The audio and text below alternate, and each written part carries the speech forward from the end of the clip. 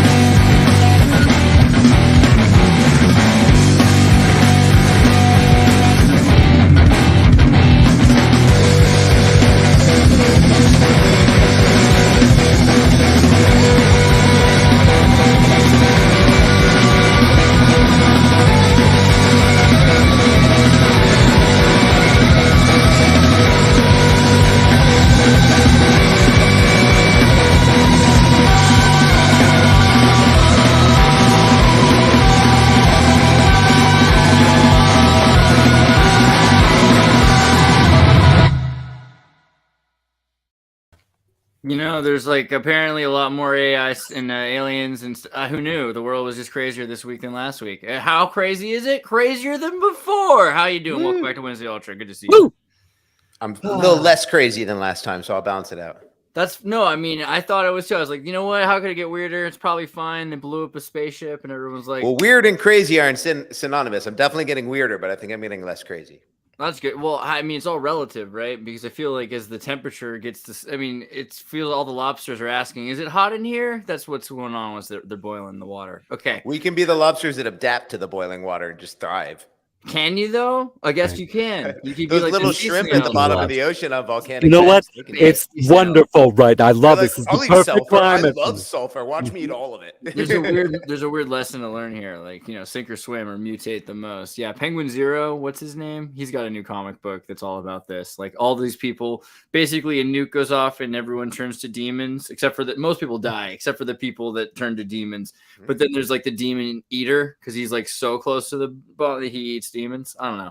Wow.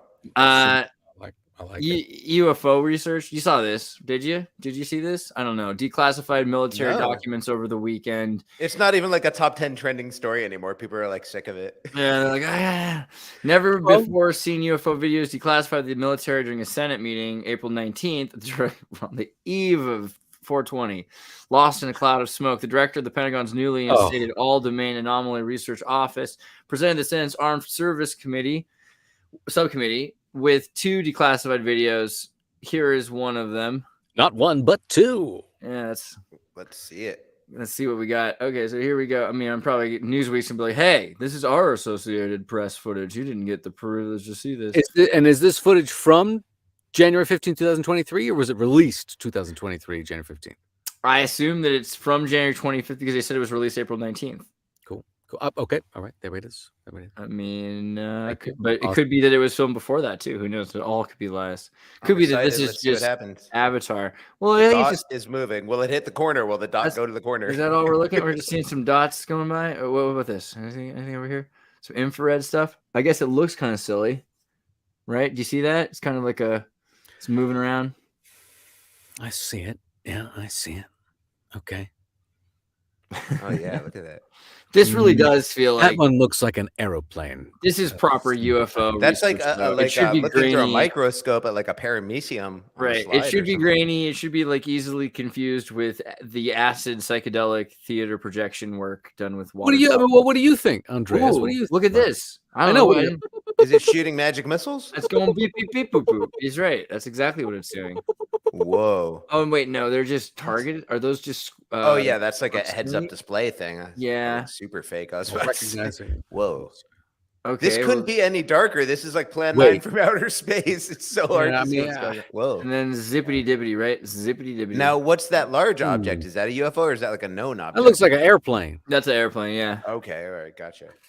But it's going the other direction, so that also throws me off. How am I supposed to know how fast it's going? Right, the plane's going the other direction. Like, because the airplane doesn't look like it's moving in the frame. So if something was standing still, like a kite in the wind, it would appear to be going thousands of miles an hour in the other direction. Oh, you know what I did wrong? I should have left it open so that Doug could have read it. Doug, read it and just pretend like you're still looking at the picture. It'd be easier. What, on April 19th?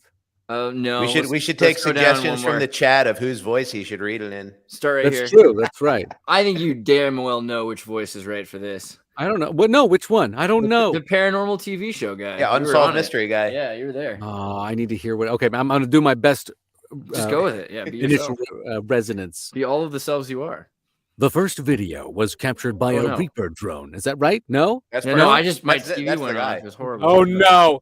He's like, no, next. What do you mean? Get out. Yeah, dude. Call it in the next one. Do that voice. The first video was captured by a Reaper drone and shows a mysterious orb flying in the Middle East in 2022. A statement from the AARO said that the object was not displaying anomalous behavior, but it still had not been identified. The first video illustrates how, in many cases, there is simply too little data on the observation to make a final judgment. However, the case remains in the AARO's active archives, meaning that there are still holding out for additional information. I wonder, like, if you were, these two paragraphs ended up piddling out like shit at the end. Yeah, that was really just didn't have a. It did not serve the voiceover I gave it. No, I don't. Yeah, because I wonder, like, what happens to any voice actor who's stuck in that situation. They had, like, I can take it this way. That was cold. Maybe that was me on my. You gotta be on your game. That was great. I fucked up the end anyway. Pardon me. Sorry, kids. Somebody in the chat had suggested Elmer Fudd, so it's probably good that you went with Elmer Fudd. Oh, that's I could. The second video shows an object filmed totally unnecessary. Filmed using an MQ-9 forward-looking infrared video sensor. The video shows an object. Yeah, it's not very good. I like it. It was pretty good. Yeah. The It was video a great shows an try. object flying in the end of the outer, There in and was- out of the frame. Now my cold reading blows. Okay. There But was hey, there was a thing though, like in the Looney Tunes show, where he's basically he's Letterman. So I think you're onto something there. okay, all right, nice. I mean, but yeah. So far it doesn't sound too detailed. They're Thank just you. saying. They're Thank you, saying. Chad. I mean, Thank you're you, doing Stephanie. great. Thank You're you. doing amazing. I Thank don't know you, about this Kent. article Thank that they're you. asking you to say. Basically, there's 650 appreciate you, Chad. potential cases. I don't know. 650 potential UFO cases. I is mean, what the idea that we're seeing two videos that are in black and white infrared that aren't. What do you think? impressive. Well, hold on. Before we go forward, I'm really curious. When you came across this, the first time you came across, what did you think about this, Andreas? I think that it's maybe more interesting than just. I mean, so because my first thought is like when you think about it, my mind goes to do we have this technology? Is this Lockheed-like stuff? They have ionic lifters that are disguised as regular crafts, and the idea of disguising even ultralight crafts now that they can have these balloon satellites seems like a great idea as well. So I wouldn't be surprised if that's going on.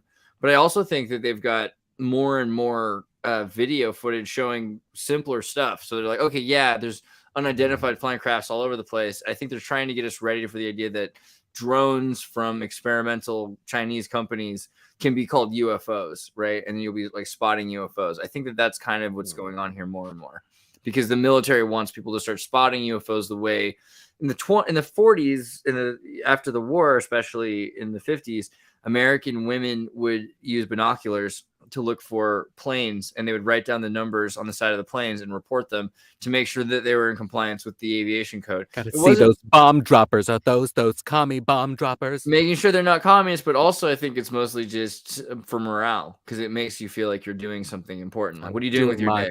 Looking into the horizon. Make sure the planes are on time, that kind of thing. But I don't know. There also could probably be more. I think it's going to be more artificial intelligence technology or something than AI or than aliens. It's going to be something like we're building new tech that's able to build itself faster. They're going to be experimenting with it more.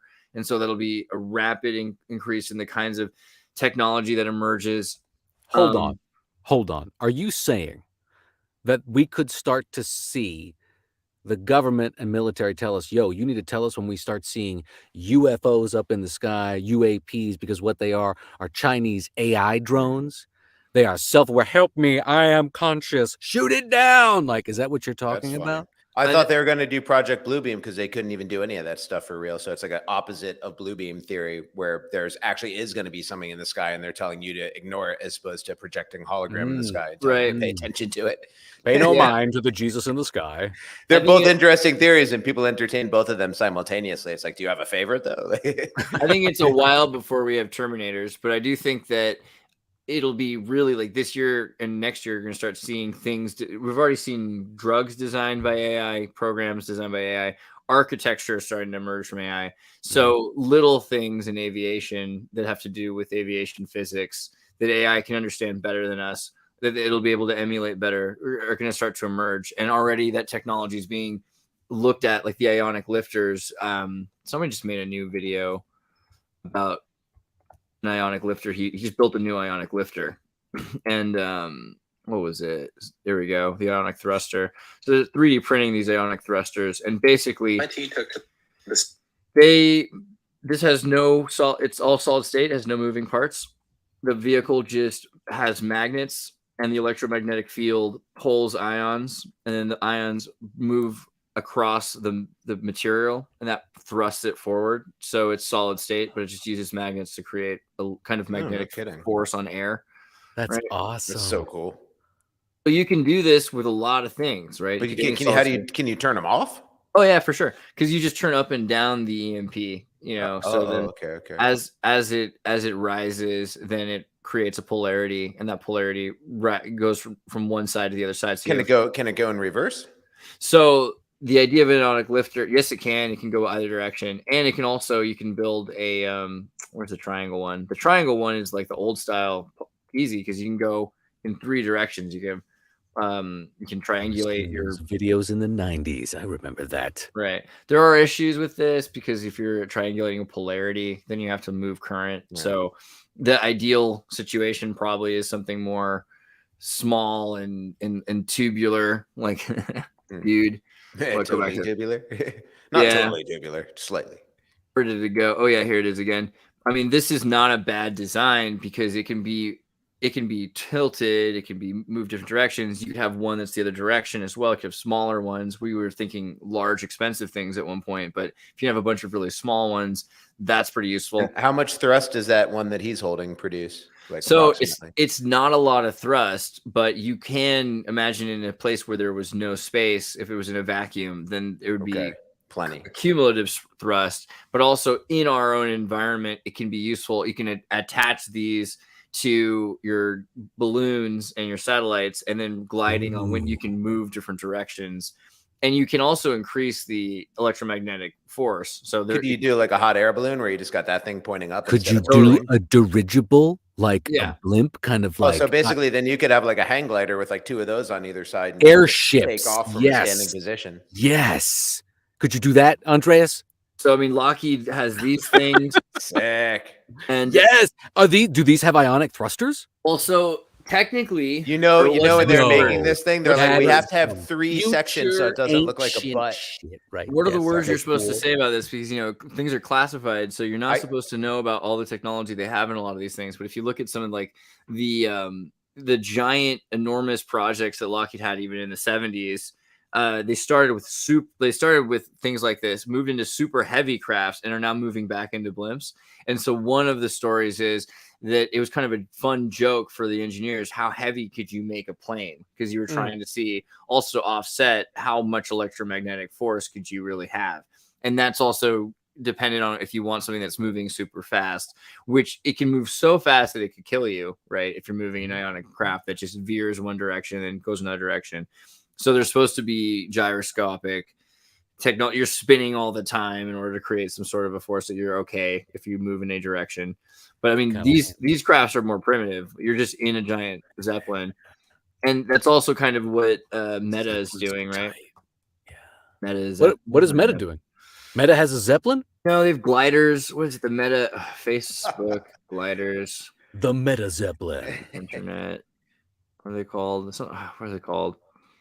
Facebook, internet, meta gliders, glide maybe. To the metaverse. Here you go. It looks like kind of like these kind of thing. The V wings. Yeah, but these are just these ultralights that have solar panels on them, and they're all super capacitors, and then they can veer any direction. And so these are pretty great because they just follow wind currents, and then they can deliver internet to anywhere, and so they cover an entire place in the 5G grid. Wow. Would you say that something like this is more or less advantageous than the satellite setup that Musk is starting to put out? I mean, I think they're all interconnected, right? So you can imagine like a Zeppelin serves as a more important well to a transmitter and a transponder. These satellites that are above, they're supposed to be moving super fast. They have like a blink response any place that they're at. So you get them every 8 minutes or something like that, or every hour. But 8 minutes is like, I think, the most places.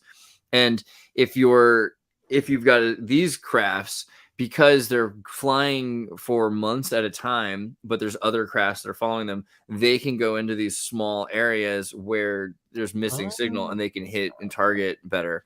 So they're pretty useful in like India and everything else like that. Obviously, this is all probably used for evil, and Lex Luthor's Wi-Fi net, right? Yeah. For instance, Facebook, when they give internet in India, they don't give you access to the full internet. You have access basically to Facebook unless you pay them for internet or something like that. Oh, wow. What a setup. Yeah. So you're like, welcome to you could see the rest of the world if you wanted to, kind of a thing. You're going to have to pay for the rest of the internet. For now, be my friend, like my post. It's pretty brutal. Bitcoin's dropping though. Did you see that also? Why? It's dropping?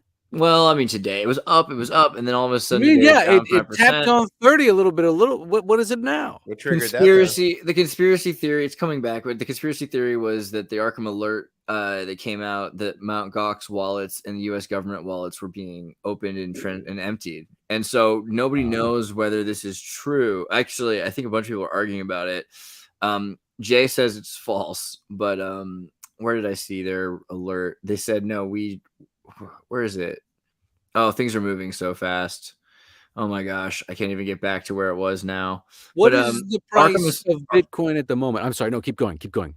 Oh no, I'll get there. Just like coin market cap. Let's do that No, too. oh man, you were on a narrative. I was 28. enjoying. It's at 28. 28. Okay, all right. So you tapped 30 earlier today, and it bounced back down Yeah. to 28, low 29s. I see. Okay. Right. So it's not that bad, but it was down to like 27. And Interesting. So it had a little flashy dip. Okay. Right. And it's because Arkham alerts. I mean, but they're saying it's true still, but people are arguing whether it's true that there's transactions from the United States government emptying wallets, that things are being moved really fast, and also the Mt. Gox wallets, which are the Magic the Gathering online exchange wallets, were stolen, and that caused the first major drop. So, well, doesn't the government also have a big chunk of those as well? I know some were stolen. That's kind of the question, right? Is it like one and the same? The government's dumping, is what you're saying. I wouldn't be surprised if there's some truth to the alert. That's the thing. So, I mean, and that's what Arkham Asylum says is still true. As far as I saw, I haven't seen any change from them, but they say it's still been happening. So I think that there's something to consider there. Like, what are they doing? Why is the government, exchanging Gox wallets right now? And what's the next flash that's happening?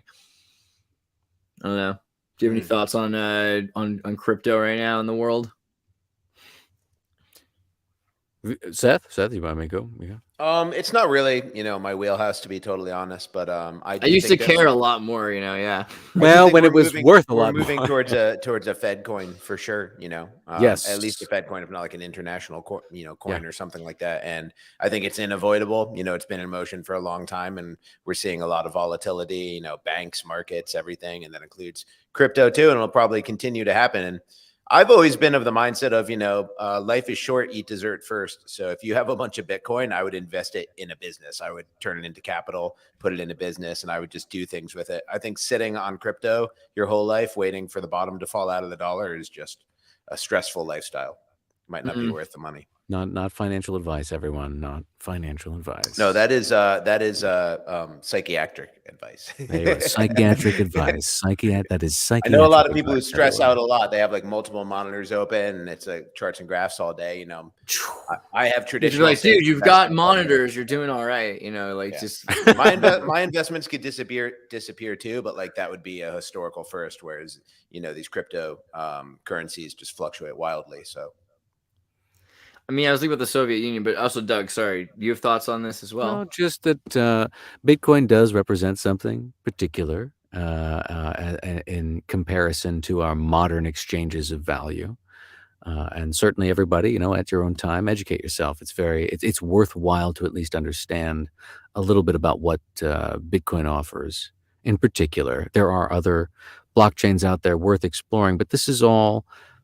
Consider how we exchange money now. Consider how governments, entities exchange money now. And consider where that money's coming from. And consider that maybe you might not want to be as attached as we are in the current conditions. Not financial advice, but cryptocurrency, Bitcoin in particular, is a philosophical representation against current monetary policy and fiat policy in particular.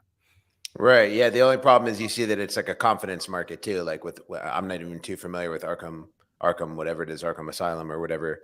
I know, right? That was my first thought. Yeah. I was like, no, whatever the alert came from, I'm not even, too familiar. But obviously there's confidence, So if it's a totally safe currency, then there shouldn't be fluctuations due to like confidence. Like the news shouldn't really affect it too much. Unless it's like Bitcoin specific news. Everything's affecting. I guess this is, So people are losing confidence, whether it is bulletproof or not. Obviously, there are flashes in which people lose confidence in their wallet being safe. I mean, and I am no expert at that tech either. I completely understand why one should be as cautious as possible with your value. I am not saying, listen, everybody, the answer is this. But no. Given our current conditions, it is worthwhile to educate oneself on all options for storing wealth as detached from the fluctuations caused by such entities referenced earlier as much as possible. That's all. Yeah. I've been thinking a bit about Soviet economy and the way the economy was before 21 or whatever in the Soviet Union, when they had a multiple note economy that was designed around different assets. So we think about asset backed currencies, but what if you had, kind of like in rollerball, you have the energy money and you have the agriculture money. And so you have how much agriculture money or how much energy money you have. You might have a UBI, but it's not just, the money's a different color because it actually is for different purposes. You can only use that kind of money for energy, or that money has to do with the value of exchange of energy to agriculture or something intertwined, Non-fungible money. I mean, it kind of defeats the entire purpose of money, which is that it's fungible. So it's like it's no longer even money. Now it's just like an allowance is what it is. It's an allowance. Well, but you can still exchange it because it's fungible with other kinds of currency. So you'll be able to exchange your oil money for agriculture money. It's kind of the way you'd exchange a Soviet dollar or Soviet ruble for American dollar. And then what's the utility of that, or what's the planned function for that? What is that supposed to accomplish? So if you think about the world economy, it's no longer divided by states, right? So it's more than it's more corporate. Yeah, I get it. What I'm asking is, if you can exchange one for the other, then what's the point of separating them? There's an exchange rate, like your agriculture dollars. There's a value to buy an energy dollar. There's a value to the agriculture industry. There's a value. Oh, this is a terrible idea. Yeah. Break it apart, please, because I think this is what they're going to do. I'm worried about the World Economic Forum. It's just an allowance. It's a cap. It's capping the actual amount of capital you have, by dividing it all up like this. Like what do you think anyone's going to wind up with, like, more energy bucks than they need or something like that? Yeah, I think the energy company will end up with more energy bucks. You could so easily fix and then these they can markets sell those energy bucks. No, you're creating an entire other layer of a market. You can new synthetic layer. You can depress the agriculture dollar, and then everyone's moving their money. Are there even markets in this? Because you could have I wouldn't call it a free market, but you would be able to. I mean, stock markets. Are there stock markets in this? Because you can just, if the price of the agro buck dips, you know what I mean? Then what happens to agricultural stocks? Then a bunch of people get fat, I guess, because they just a bunch of people that buy all the food.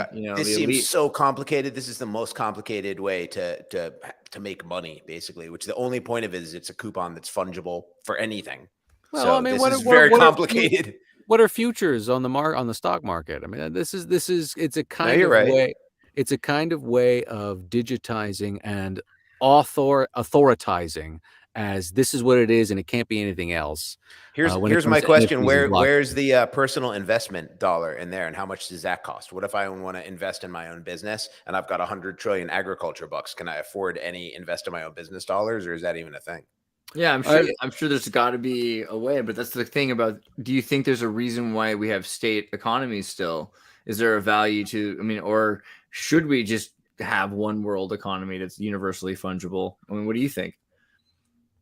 I think we inevitably will. I mean, whether we should or we shouldn't, it's kind of an inevitability, but I think we're going to find that smaller. I mean, do you think there's what about other problems with it? You just said whether we should or shouldn't. What about that? Like, should we not? Is there problems with it? Is there a reason why the world doesn't really do that, or a reason why states do over time? It's just it's the highest level of micromanagement using money, which is supposed to free people up. It's the opposite of that. The whole idea of money is it frees you up. You know what I mean? You don't need specialization anymore. You can do whatever you want with your money.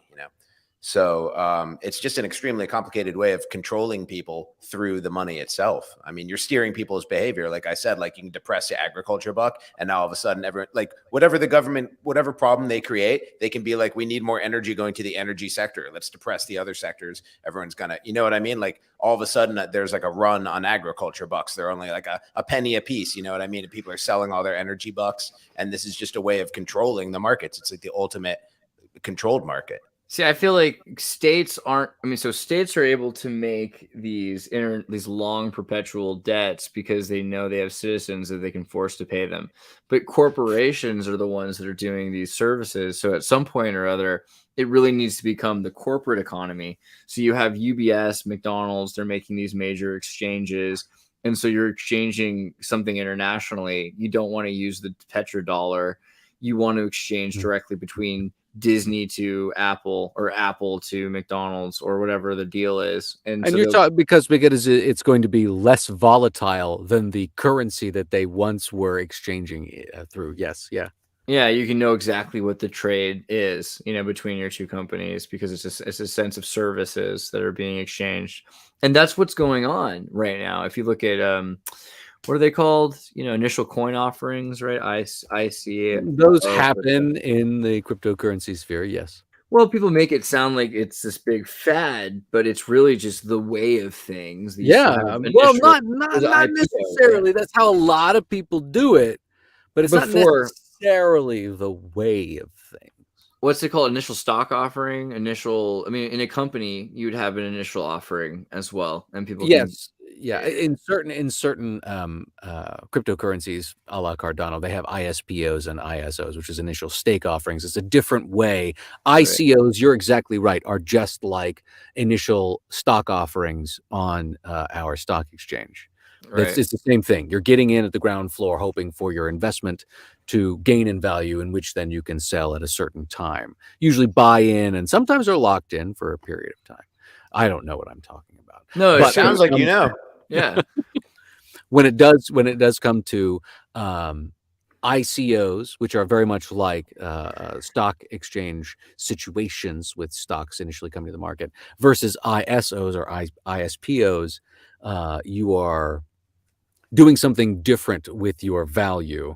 You're not necessarily investing directly into something, hoping for an investment. You're investing into a stake pool, which is supposed to support the network along with receiving certain rewards, either based on the amount of cryptocurrency you're generating because you've invested in this staking pool, getting into the weeds now, or certain rewards you would get from the stake pool operator themselves. But it is a completely alternative way, not super different, but alternative, and that it is different in some ways, way of investing your value. And it's really interesting. Cryptocurrency as a way of store of wealth, as a way of store of value, might become much more prevalent as certain presumptive stores of value become more volatile. Need I say more? I feel like it's exactly what corporations have done, and so they've built themselves into crypto. A lot of these companies have their own versions of it. That was the next section there. Where is that at? After this really cute video of I like this part. I just wanted to show you that. But no, inflatable tanks, child trafficking, inflatable tanks. Where'd the meta one go? I had a whole thing on it. I lost it already. Oh, the metaverse is something else, man. You see, Facebook is just like hauling ass in the opposite direction of the metaverse. It's great.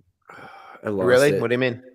Well, they're firing everyone associated with their metaverse program. They're abandoning the kind of goggles and glasses and metaverse. Yeah, they're going in the opposite direction. How's their stock? Well, their sales are up. It could be really good because they're like, yo, we're cutting our losses, baby. Actually, you're right. Your stock always does go up when you fire people. Right. But I don't think that means they're really out of the metaverse. I think the metaverse is just going to transition a bit from what we... I think probably there's a lot of pressure from shareholders after the example Elon Musk just did, firing 70% of his tech company's staff and increasing productivity, that now shareholders in every other tech company are like, can we fire 70% of your staff too? Like, what would happen? The thing is, it's like over here. A lot of kids do really like VR. Like the little kids, 6 to 10 years old, are into VR. And so he's not wrong to move forward in the direction of trying to train the next generation. But the Zoomers are just as bad as the Boomers. They're not as interested in a lot of the technology, I think. I mean, really, yeah. Not necessarily bad, but just it hurts the eyes, I think, for a lot of our generation. And these kids don't seem to be hurt by it. They seem like the 10-year-olds, 6-year-olds. I think they're the ones who are going to be really latched on to this stuff. And Meta's going to come up against Apple. I think that's the real thing, is it has to do with advertisement, because everyone's moving, so Apple headset, I don't even know what it's called. Yeah, Apple's supposed to have some newfangled beautiful thing coming out soon with the VR headset. Mixed reality headset. Mixed reality headset. Yeah, so they're both they're both able to see you have cameras, you can see outside, but it makes a video that you see that is of your outside. So you're like looking through a window at reality, and then they add to the window imagery and whatever, and it will be able to access all of the iPhone, iPad apps or whatever. So if you ever felt like you weren't close enough to your iPhone, you can now like just strap it to your face. But I mean, even they say like it's gonna have a 2-hour battery because they don't expect it to be comfortable for most people. Most of the adults that are gonna be wearing these things are not gonna be AR headset. I have to look up to see the picture of it. This is what they think it's gonna look like, right? So I just don't see that as like a long-term sheep goggles. Yeah, I just don't see that as the long-term for VR. Whereas something like Meta Ray-Bans, which I think was a terrible product, they didn't quite get there. But the idea of like the augmented reality sunglasses, so that it's built into your lifestyle, so you don't notice it. The idea that you could have, it's got you've seen the augmented heads-up display. I know what augmented reality is, but this I didn't know. person is I like Ray-Ban. Ray-Ban's my right. Like you don't like Google glasses that much, maybe. I don't know how you feel. You look like a dork. Yeah, these look cool. These look like Ray-Bans. Yeah. So it's but I know your body mass index. Oh, it solves the problem, I think, and so that's probably what we're gonna see more of. Is they're gonna try to fit it into your life more and more, wedge it into the thing, like put like in at the filter of your cigarette, whatever it is that they want you to take. What colors do you suggest for the cyborg pride flag? I don't know about colors. Chrome. Yeah, shimmery, a nice silver. Like I was gonna say gray pride, so I think that kind of. I was thinking gray, but that's gray like pride. That's flag, that has a ring to it. I like NPC that. and proud. Speaking of NPCs, there it is. I had some thoughts on NPCs. Did you have any thoughts on NPCs? There's some mutilated cow UFO stuff we could get into in a second. That's been coming back. That's been coming back. That's happening right now. But where's my don't open 4chan. Don't open 4chan. Okay. Keep going. Where did I put it? There it is. There it is. Yeah. Okay. NPCs. What? Oh my God. You had some thoughts on NPCs. Go from there, and then I'll say what I was gonna say because mine's way more of a non sequitur than it sounds. You're probably we can go more in depth than mine. Mine was just a passing thought I had that I never heard anyone express before, so I thought it was funny. I mean, everyone knows what NPC is, but most people assume an NPC is going to be just like that, like a face in the crowd, just kind of your a non-player character, kind of husk of an individual. If you had to describe that non-player character, they're going to be like the village shopkeep, not like but like if you think of the actual video game metaphor, I mean, bosses and boss characters are also NPCs. That's true. That's true. I was just thinking, what if people like Bill Gates, whose motivations are so hard to understand, or like a Klaus Schwab, what if they're actually just running on on train tracks and there is no reasoning going on? I don't know. It's a big thing in the Matrix too, right? Like a bunch of people are diamonds. They're the bosses. They're the gatekeepers. But yeah, I kind of wonder about that. Like I'll be sitting at the beach looking at, Santa Cruz, and then from like my car though, and I'm like looking down, there's like people that are at the beach and they're surfing and stuff. And I know I could go down there and it was on hydrofoils. And I'm like, I could be on a hydrofoil, but at the same time, and I know people that are like that, but somehow from that distance, it just feels like not real. Like it starts to feel like, it feels real in the sense that I feel like I'm in a video game. And if I went down there, I could startle them into forcing it to respond. But are you real? You know what I mean? But it just feels kind of like it's so part of it's. Maybe it's not that it's not real, but it's just part of physics that it has to exist. It's like symmetry of stardust and everything. That beach can't be empty. There has to be that person doing that thing there where he's on the white waves or something. I don't know. I wonder more and more whether it's simulation or if it's just part of, if that's just nature, With humans, it's you always productively. Yes, sorry.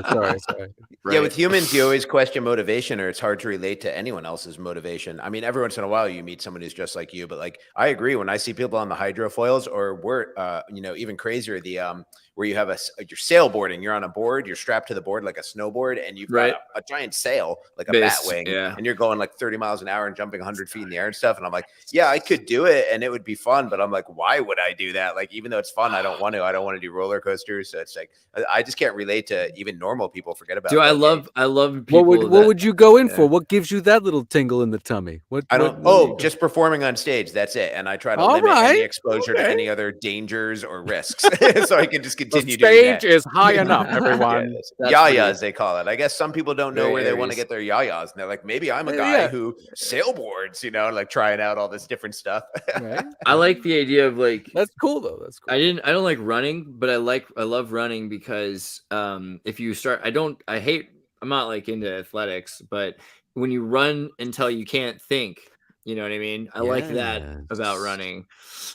Yeah. And swimming too. That's a kind of not symptom, but effect of runner's high. Right. Yeah, when you get in that meditative state. Yeah. I always like running seems so uninteresting to me. And I heard about runner's high. I was like, all right, I'll give it a shot. I always feel awesome. like sustained cardio like One that, of my like best running friends, or swimming or something, or even like skiing, something you're doing for a long time and you're using energy. I almost feel like it like isolates the left and right hemisphere of your brain, where one's just doing the thing and then the other one is like unbothered and can just relax for a second.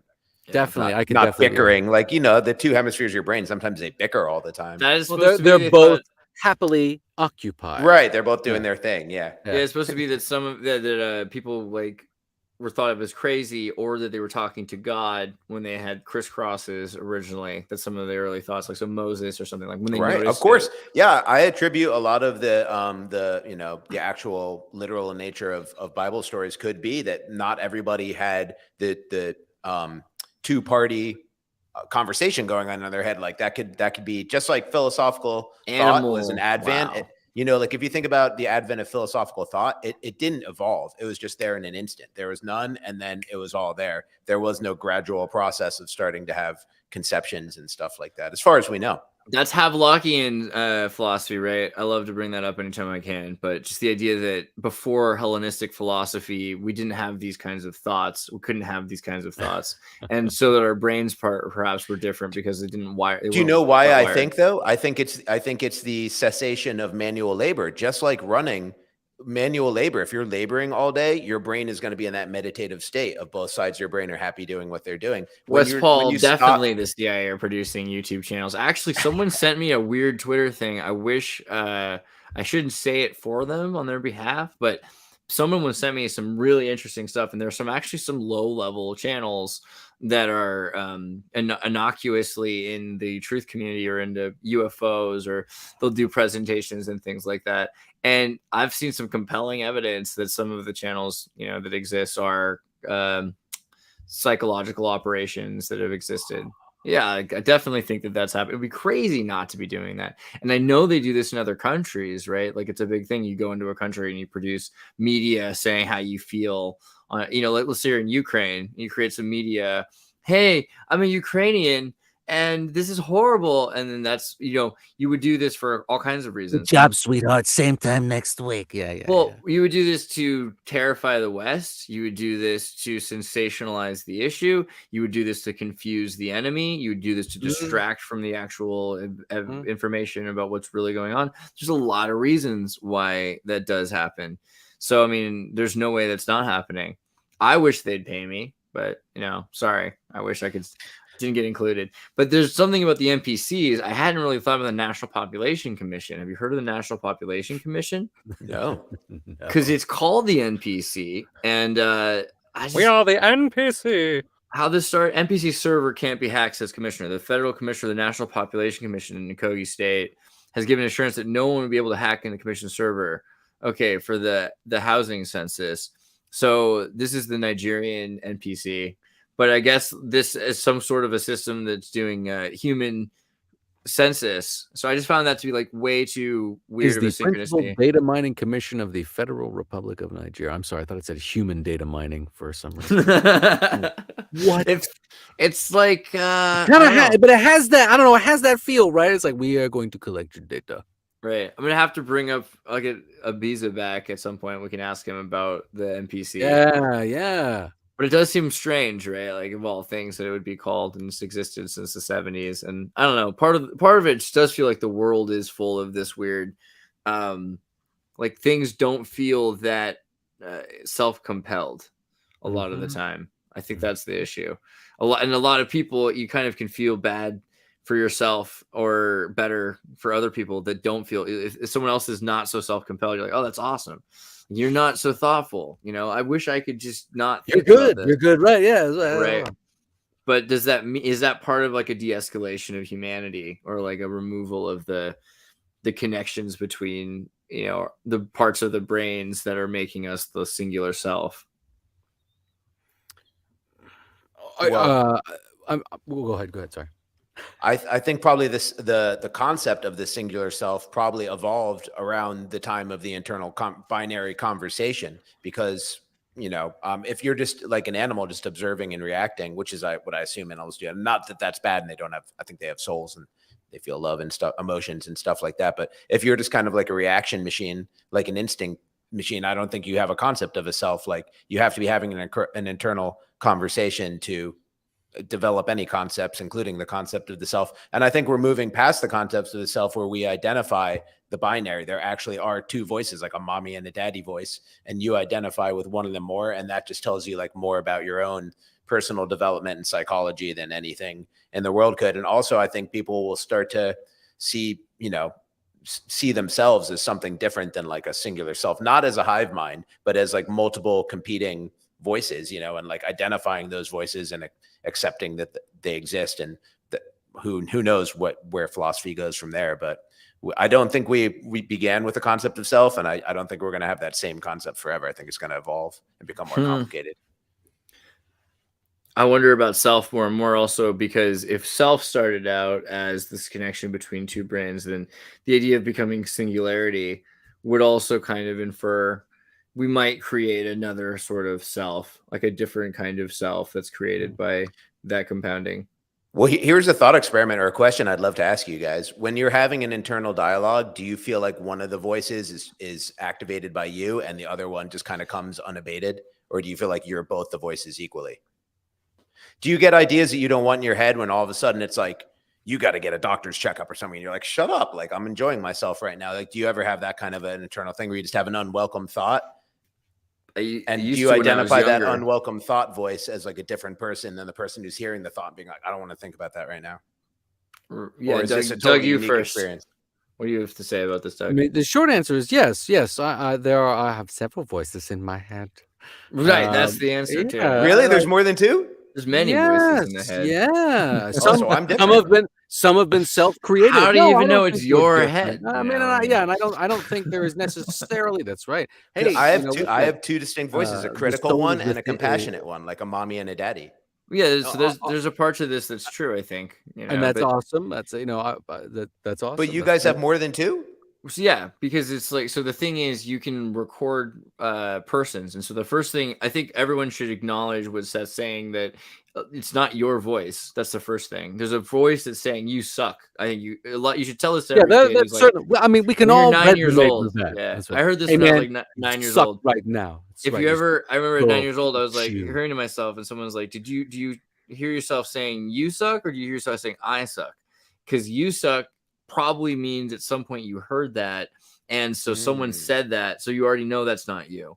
And so that from there you can see a lot of the things you are saying you're not saying, and you can notice the difference in inflection from some part of you telling you you're something versus coming from yourself, and it's a very centered place. I also feel kind of like an ambient location, like there's places that you almost feel information's coming from, like there's a guy in the back of my head kind of a feel or something like that. Yeah, I feel from the left. I get unwelcome, I hear things that aren't my idea to think coming from the left-hand side. Right. But I also think then you have code switching. So if you speak a couple languages or more, then you're starting to think in these other languages. So there's parts of you that are used to using these symbols to make out rational rhetoric about information that's input. So if it ever gets information, then it's going to start thinking. And so you might flip into in kind of this, they call it a schizophrenia, almost a cultural schizophrenia. In the show Servant of the People, they kept saying it was cultural schizophrenia because the Ukrainian and Russian language keeps flipping back and forth, and it's confusing because they're so close and so different in some circumstances. So it really matters what you're saying. And I think that also changes And the who way you're saying it to and how you say, yeah, woo, right. Ooh, talk about that would make for a great HBO show. Are they talking in Russian though? Oh my God, they did. Like that would be. Yeah, I mean, because you can't, and then because there's several layers to it. It also changes. Like, did you learn that language in school? Did you learn that language at in home? You know, what kinds of love are you associating with the word for love in this language or that language, right? And so it can be very. I think that's also important. You have different ways of thinking that are recorded in you, you know, and those are kind of like personalities. I think that's also because you get a very different personality. Even people call you a different thing in a different country, you have a slightly different name somehow, and that can change everything. I had a great French teacher who did that to all of his students. He said, no, when you're here, you're going to get a French name because this is French class, and I'm going to teach you how to speak French. And it was really cool. It was like when you were there, the French version of Doug. He's like, what's your name? His name was Mr. Sullivan. He was a bad. Sorry, Mr. Sullivan, if you're watching. You're in the off chance. You're great. You made an impression. Big fan, Mr. Sullivan. All right, he was this dude. He speaks in like a New Jersey, New York. And I'm like, okay, kids, you're here and it's French class. You're gonna tell me, and it's this day when we're gonna tell me your name, and you're gonna get a French name because it's French class. That's his favorite day of the year. Oh man, when he got to like. So what's your French name? What's the French version of Doug? He got to me and what's your name? Doug. That's terrible. That's not a French name. What's your middle name? So my middle name is Gerard. And he goes, Gerard. That's who you are. And for 4 years straight, because he was the kind of teacher like, hey, Gerard, down the hall. You'd be like, oh, James Sullivan. Hey, man. That name, who the fuck is called Gerard? Oh, like it's a good. Actually, that's good. It's because Doug is not a good. Yeah, exactly. He was like, no, we're not doing. I'm not calling you Doug. Yeah, that's not gonna be fun. My name in Latin class was Septimus. Very lucky, but Septimus Prime. Now, how did you get that? Did you come by that name? Did you choose that name? The teacher, it's the exact same way. She's some lady, I don't remember her name. She just looked at me and said, what's your name? And I said Seth, and that sounded like Septimus. And somebody else was probably Doug, and they got Decimus, I think. They were something with a D. David. Way to go, that Doug. Giving us numbers. That Doug lucked out. I think you should have insisted on your name being Le Doug. Le Doug. Le Doug. You will call me Le Doug. I have one last question about the internal dialogue, just for my own research. Sure, yeah. Now, do you ever hear an unabated voice that's compassionate? Like, do you ever get a sudden thought like, you're doing great, because I only get like unwelcome critical thoughts. I get positive stuff all the time. Really? And I force myself to. One of the that's things you. I do, that's the other voice in the conversation. No, but I've made it happen. So like what I've done is you say it, if you do it if you make sure you do it every day. So Ian Crossland also does this. He makes sure to tell himself he loves himself in the morning, I'm pretty sure. And you do it kind of it's good for you because you get used to hearing it as well. And I have like an alarm in my phone that just goes off at like, I forget what time, but it just says, hey buddy, be here now. Hey buddy, I love you, or something weird like that. You know what I mean? So just why have an alarm at all? You know what I mean? I don't need an alarm to go to school anymore. So this is the only time I have an alarm, is just randomly in the day sometime to do that. So you do these little things, and eventually it's kind of like the rainbow glasses. I used to wear rainbow glasses. And then when you dream, I would dream. Eventually I started getting dreams with rainbow because I'm seeing rainbow all the time in my day. So my input is that. And so that's what that's crazy. You are what you eat. And so if you start, it's just, you kind of force your, wow, you guys have such a different conception of this, and yours actually makes more sense. Mine's kind of like romantic, that there's actually two different, like an actual conversation going on. Because I feel like, but I'll try that though and see if I can change the behavior of the unabated voice. Now, have you ever been having a conversation in your head and two unabated voices disagreed with each other? Like someone's like, you're fat, you should run. And you're like, I should run. And then there's a third voice that's like, no, you shouldn't run, you should swim. And then they start arguing or something. Yeah, I mean, basically it sounds like you've had that conversation in your head too. I'm always one of the guys, and the other one is just saying, fine. Shit. Like, shut up. Well, but who's that dude who suggested swimming? Yeah, I don't have that guy. Okay. So Memory Man Memory Man, thank you for the best intro ever. And Smashy y'all. Yeah. Oh, that's awesome. 432. Ah, it's hilarious. I love it. Get it? That hurts. It hurts. It's so funny. It hurts. Wait, a second ago we were saying, okay, the voice in the head. So my thought is also like that show, The Office, or the meta psychology of personhood, that when you watch a show, it's really dangerous to say, oh, I'm like that guy, or I'm like that guy. Really, the show is about a process you're going through, or it can relate to it. And so there's different parts of you. Yeah, and that's kind of scary enough. Like, to be The Office is scary enough. I don't need to be one of the characters in The Office. Sure, yeah, that's you're like supposed to be all in. of them. That's why they're all good. Right. So I think in general, when I'm thinking about something, I get all these different perspectives, and they're really passionate, and they're thinking out. And then the other side, so it is kind of like that. It does feel like it's like 4 or 6 different sides or something. And it kind of makes it hard. Like, so I can't buy a rice cooker for months at a time, because I have to like join a forum, because part of my thought is also, how sometimes you'll think about how you're going to talk to somebody, and you realize you're just also trigger wiring what you're going to say based on what you think that person's likely going to say, and they're not going to say it. So you're setting up for a battle that's not going to happen. So, that's why also after that, you want to go in and see what other people actually think about rice cookers. Wow. Yeah. I also have a hard time making decisions and purchases like that, because the two people in my brain won't be on speaking terms. So I can't make the decision. Great time to meditate. It's a lot of silence right there. That's yeah. nice. That's nice. I am very meditative, but I don't get a lot of stuff done that I should. So that's where I'm at right now. I'm like, peace, everything is at peace. And then everything else falls by the wayside, such as productivity or responsibility. I think you can get more done. I get more done if I spend more time centering myself, and I think you got to try to really focus on being aware of your body and breathing and all this stuff. I know it sounds like yoga, but just on that general level.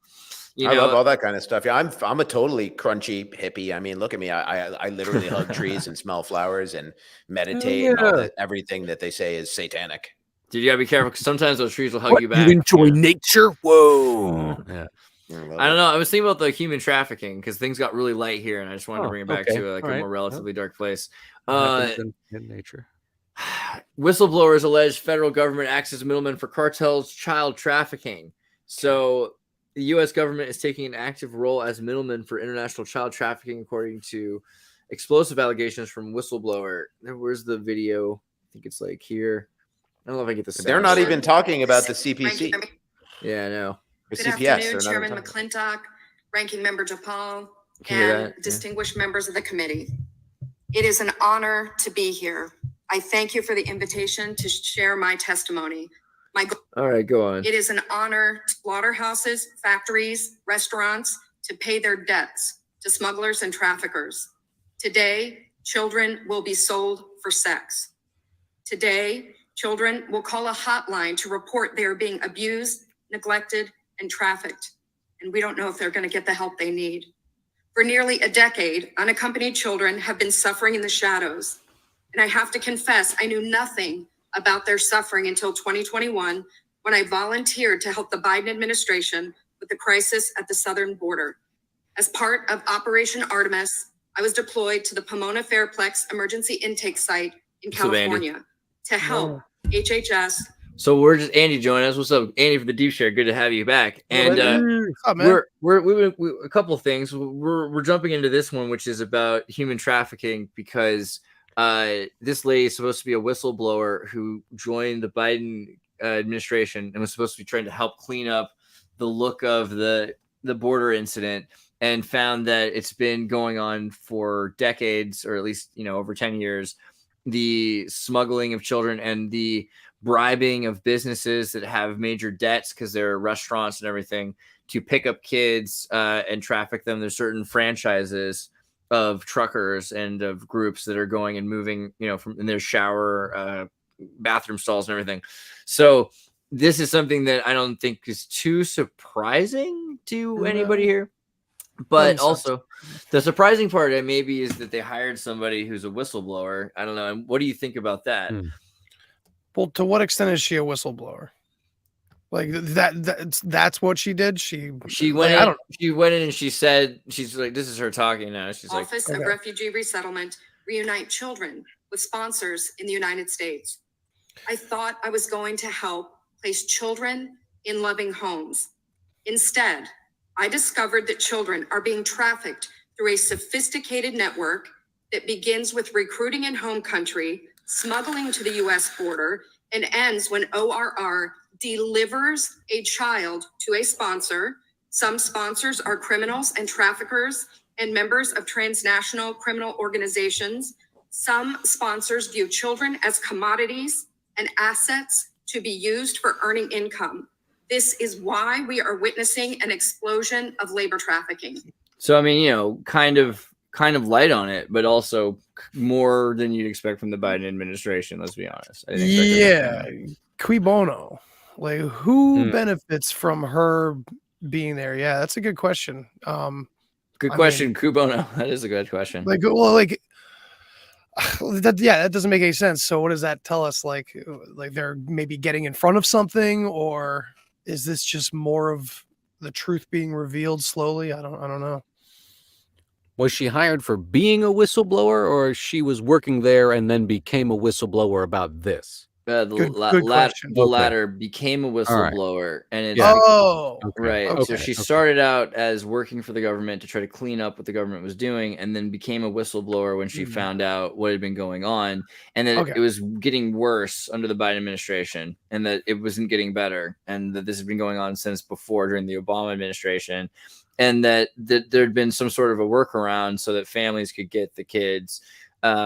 But that weren't really families, you know, and this is not that different than the foundling stories we've heard of when there are these major orphanages. And I don't know how much money you get, but I think you get a decent stipend. In some parts of the country, you could probably live off like 4 orphans, you know, if you really wanted to. Dear Lord. Right. Can you verify something for me, guys? My wife told me today that she saw something that there's only so many states in the United States that it's illegal to marry a child. Is that true? Yeah, for sure. Yeah, I think you know, how have we not talked about that? Holy moly, great balls of fire! What's that song? Jerry Lewis, is that Jerry right? Lewis, Who married his like 15-year-old, 14-year-old cousin? She was 13. Yeah, 13. cousin. So did Einstein. Yeah, you Married can his do that in a 13-year-old cousin. lot of places. Right. A lot of Elvis Presley married a 13-year-old. Priscilla Yeah. Presley, was she 13 or 14? I don't want to get sued. She might have been 14 or 15, but Right. There are some rules, but they're lesser in certain states. And also people used to get married young, you know? Right. It's like a recent thing where they're like, maybe don't have kids and see what Right, happens. right. Yeah, It's, the let's give it another 10 years and try it 40, you know? So there's It's a like- natural like element to that progression too. It may not be just purely like something nefarious. I think that's I mean, so, you know, there's like child weddings and stuff in Kazakhstan, but for the most part, in a situation where, you know, like in California, you've got a lot of the Latino population have kids before they're 18 years old. Not the majority, but a serious number have continued to do what was common in South America and Latin America. Right. And it's been at odds with what white California has said is socially acceptable. That you should wait till you're 30, you should wait till you're 40, you should freeze your eggs and have them when you're 60, kind of a thing. And it's weirdly seems to be that you've got healthier kids because they're being born when they're younger, and then the parents are able to go to college when the kids are going to kindergarten. Yeah, they go at the same time. So it's turned out to be, you know, the best thing possible is to not do what's been considered socially acceptable. That's a fair point. You know. Yeah, But- socially acceptable is just a concept that replaced just necessary. Basically, it's like you had to have an army of kids to like work your business or your farm. It's just what people always did. There was no counter concept. It's like you're going to have no kids. You're just going to die. Like, what are you doing? You know. But it does seem like that is the difference. I mean, we're going back to that, and you know, we're looking at this idea of you've got all these kids. They need to be shuffled off and assimilated into places that, I mean, there's so many places in the United States that are ghost towns from fentanyl. That or even were ghost towns from whatever corporation left them within the last 100 years, that there's going to be places in the United States that they can create a new American population. And by grabbing people that are, they don't have family, they've just been abducted, essentially. This is also not the end of necessarily all of their lives. It might be part of some bureaucratic plan to assimilate people. I mean, they are, like you said, being forced to work, like the whistleblower, I forget her name, said, though. It's some of it's for sex, but a lot of it's also for work. Right. Is it Lotus? Mrs. Rodas. Yeah. So, I mean, there's some elements here, but what do you think about all this? Yeah. Well, I mean, there's our child labor law is a good thing. I mean, because people had better health when they started working young. And I'm not arguing that the past is just better because it's people were in a more animalistic state and just did what they kind of had to. And we're just in survival mode. But now that we're not in survival mode, people seem less healthy and less happy than ever. And I'm definitely not suggesting we go back to what's now considered socially unacceptable, especially marrying 13-year-old girls, unless there's like an actual population crash and it's like Handmaid's Tale. And by the way, I've actually been on other podcasts and like tried to explain this point and had a whole bunch of people call me a P-word person. And I was like, no, disaster. That's not what I'm saying. I'm just saying this is acknowledge recent history. These are the dangerous topics, man. Right. No, I'm saying acknowledge recent history. It exists that rich, older men used to marry younger, fertile women, and people were happier and healthier, and we can't go back to that. And I don't think it's good. Now that we have the concept of 13, you're still innocent. Obviously, then they didn't consider 13 to be innocent. They considered like 7 and 13 to be different enough. Now we have the conception that 18-year-old can almost be like, they still can't buy alcohol. And then it's like, you still can't rent a car. So it's like, you're 25 years old and there's like stuff you still can't do. So it's just getting a little bit too far, maybe in the other direction. But here's the point that indemnifies me from having any such moral downfall. And the truth of the matter is, I just lost my point. Hold on. I got to get it back. That's the important part. Somebody jump in and save me, but I'm going to get my point back in 1 second because it's really important. I was thinking about Socrates. I've heard different versions of this. One said that the ideal age for marriage is 35 and 18 is Aristotle, but Socrates said it was 28 for women and 50 for men. So, I mean, I feel like, but who listens to Socrates, right? He was 50 when he said it, right? Yeah. You can go. Damn, well, I can't believe I lost my entire point on that I was working. You'll get it back, man. You'll come back. I've been kind of framing this. I've been kind of framing myself this hanging on a ledge there. Damn it. We kind of have like the archaic revival coming back, but people don't realize like what real archaic like life was really like. It's like, okay, that's enough. No, too far. How far back are we going, right? Oh, here's the point. Like, if you have to draw an arbitrary line, you don't know what the principle is. So we're missing the principle. We don't actually know or have a way to determine what is the correct age that you're not innocent in these different facets. Like, when can you reproduce? So it's the same thing with abortion. When you have to draw an arbitrary line, it's like, so you're not able to determine if the thing's alive or not. So just to hedge your bets, you pick a line where maybe it is. And it's the exact same thing with age of consent and age of to enter the military or conscription or anything like that. We don't have these principles. They're not available to us. So all we can do is draw these arbitrary lines, and it creates a lot of ill will when some people think we should be doing, Owen Benjamin thinks we should do things exactly like the 1800s. Some people think has a bunch of isms attached to it. Right. And it really is. Similarly, and we can continue on this, but similarly, the U.S. Police were trying to entrap a meth dealer and sold them just like 28 kilograms, 60 pounds of methamphetamine, and real methamphetamine, right? Right. Like, these were drugs. These weren't fake drugs. These were drugs. After collecting his cash, and so he paid the police, and then the suspect apparently was not interested in hanging around to get arrested. He drove away, and they tried to stop him, but he didn't yield, and he got away. So pretty amazing. But I wonder, because it's like, is it just as simple as that? Like, I saw some pretty crazy videos recently on how hard they'll go trying to catch a person. So do they really just want to let him go? Or do you think that they're just that inept? It could be either, really. What do you think? What do you guys think? Drug conspiracy or ineptitude? I never attribute to malice, so it can be explained by not ineptitude. I forget what the real saying is, but close enough. Incompetence. Never attribute to malice, so it can be explained by incompetence. It's more likely they're dumb than they are that nefariously planning. Yeah. But in this case, since it's cops, I say I give them the worst. Don't be generous with your assumption. Well, so okay. Well, I mean, if you guys, the other one, I'm going to go back to the super chat actually, because like Wes Paul asked this question: are the CIA producing any YouTube channels? I thought this was a funny question. I don't know. Do you have any thoughts on this? I don't know about the CIA, but I think the DOE has a lot to do with this environment that we're in. Yeah.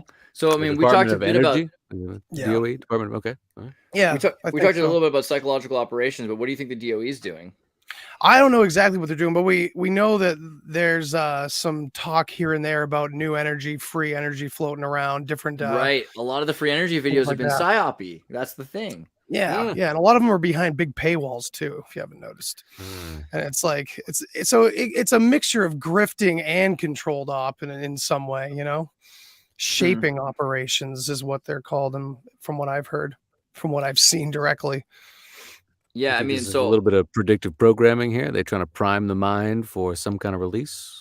Yeah, and this is converging on like the, you know, UFO, UAP, alien, ET territory for sure. It's like kind of trying to drive some sort of reverse engineering narrative around something. We don't have all the facts though. There's like, it's so shadowy, you know. It's you can't really trust a lot of what people say, but there's it seems like there's a thread, of course, and that's where I'm always looking. It's always like the psyop of the UFO phenomenon, because it's like, I know that there's something there. I know that this world is magical and all that. But the way that their government's putting it out there, the way the military's putting it out there, the way they've bankrolled sci-fi Hollywood for quite a while, you know, it's just the way we do real science shows and we can't get nearly as many views, and all of a sudden they're putting out like these prompt up, put in the front videos that your mom can find that are about the similar stuff is weird. Absolutely, yeah. But it's always like, it's real science, it's real cutting edge cool shit usually, but it's always geared towards, oh, this information comes from my experience in the secret space program. And it's like, oh boy, here we go. It's Corey Good like fan fiction at this point. Yeah, that's also interesting. So what do you think is why would the the psychological operation involve medium work? You know, because it is often they're saying, oh, we got this by being a clairvoyant or something. I think that gets real woo woo, unfortunately, like, and it's kind of up to your opinion. And for me, it's like, I take Buddhism really seriously, and I like panentheism, the idea that everything is conscious. It's all God, if you want to call it that. And so I think they have, if some force is here trying to frame something as different, like it seems like a pattern throughout history that everything, as long as they believe in an external God, that's good enough. It doesn't matter if it's polytheism or monotheism. That's a dialectic in my opinion. But it's like, as long as it's external, as long as it has nothing to do with a collective of actual consciousness, there's some sort of obfuscation of, you know, real Buddhism. Even if you look at New Age, it's like hijacked Buddhism almost. So it gets woo. It gets weird in my opinion. You can't talk about one without the other. I mean, I love the pantheism. That's good stuff, man. It sounds like Hermetic principles. Panentheism, yeah. There's pantheism and panentheism. Like there's everything having consciousness and like different levels of consciousness, even inanimate objects. Right. Well, I think pantheism is where there's still this identity of God somewhere in the mix. Where in panentheism, everything is God and nothing is God. It's like it's kind of the essence of the paradox. That's the one that sounds like Hermetic teaching. Yeah, absolutely, man. It sounds like alchemical principles as well. Yeah. I mean, yeah, it does seem like they want to produce aliens as the solution to it, but that as time goes on, they're revealing things are more spiritual, maybe. Yeah. But is it woo in the sense that you think they're trying to make it seem so ridiculous no one's going to pay attention to the free energy as it emerges? I feel like this narrative does different things to different groups of people, you know what I mean?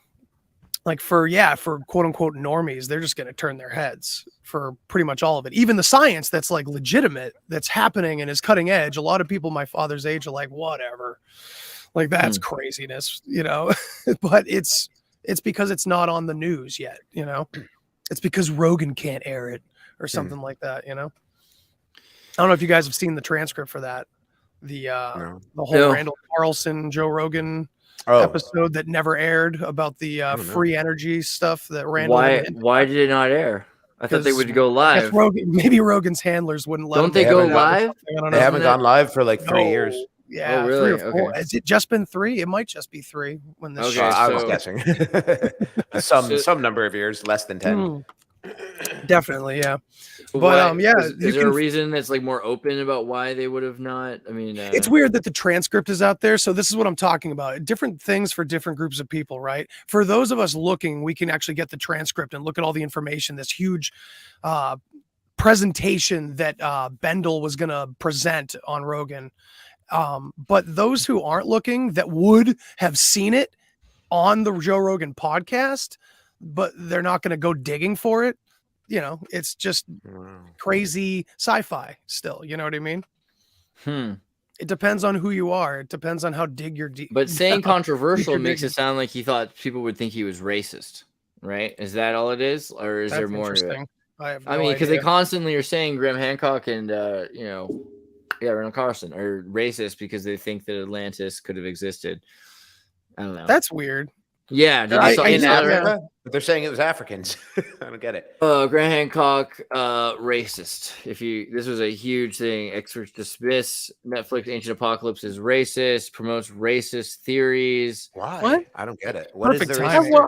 I He's watched saying that the several of smartest those people in episodes. history of civilization were in Africa. And I am surprised we didn't already cover this. We should actually go into this. This is an Let's go interesting thing in into and of itself. This is like talking about Box Saga right now during a fucking race war. It's like not the thing you want to be talking about.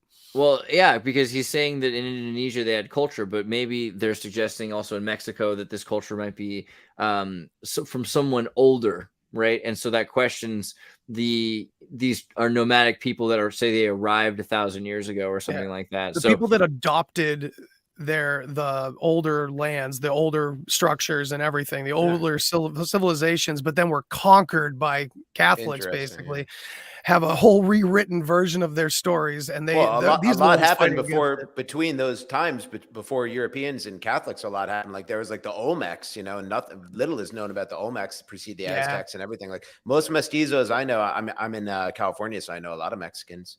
They all know about Olmecs and like ancient South American civilizations and stuff like that. Right. So racist conspiracy theorists, other racist theories about the parent racist pseudo-archaeology is closely aligned with Nazi scholars' theories about Atlantis and stuff. Halmhofer says Atlantis also played a large role in 1930s Nazi German. Also they drank water. True. Yeah, exactly. They drank water. So guess what? They might have been evil, but they weren't dumb. Yeah, obviously, they were very smart. And man. I'm sure you've looked into Vril and the Vril Society, man. And those legit like German photos and the journals that were, think about Operation Paperclip. You think we only got the rockets to get us to the moon? They absolutely brought all that Vril tech and all the information with it, I'm sure. Vril tech. We did an episode on this. Vril tech, yeah. Joe versus a volcano. I remember talking about that. Fun movie. That sign, the Vril sign. Tom Hanks. Very strange, right?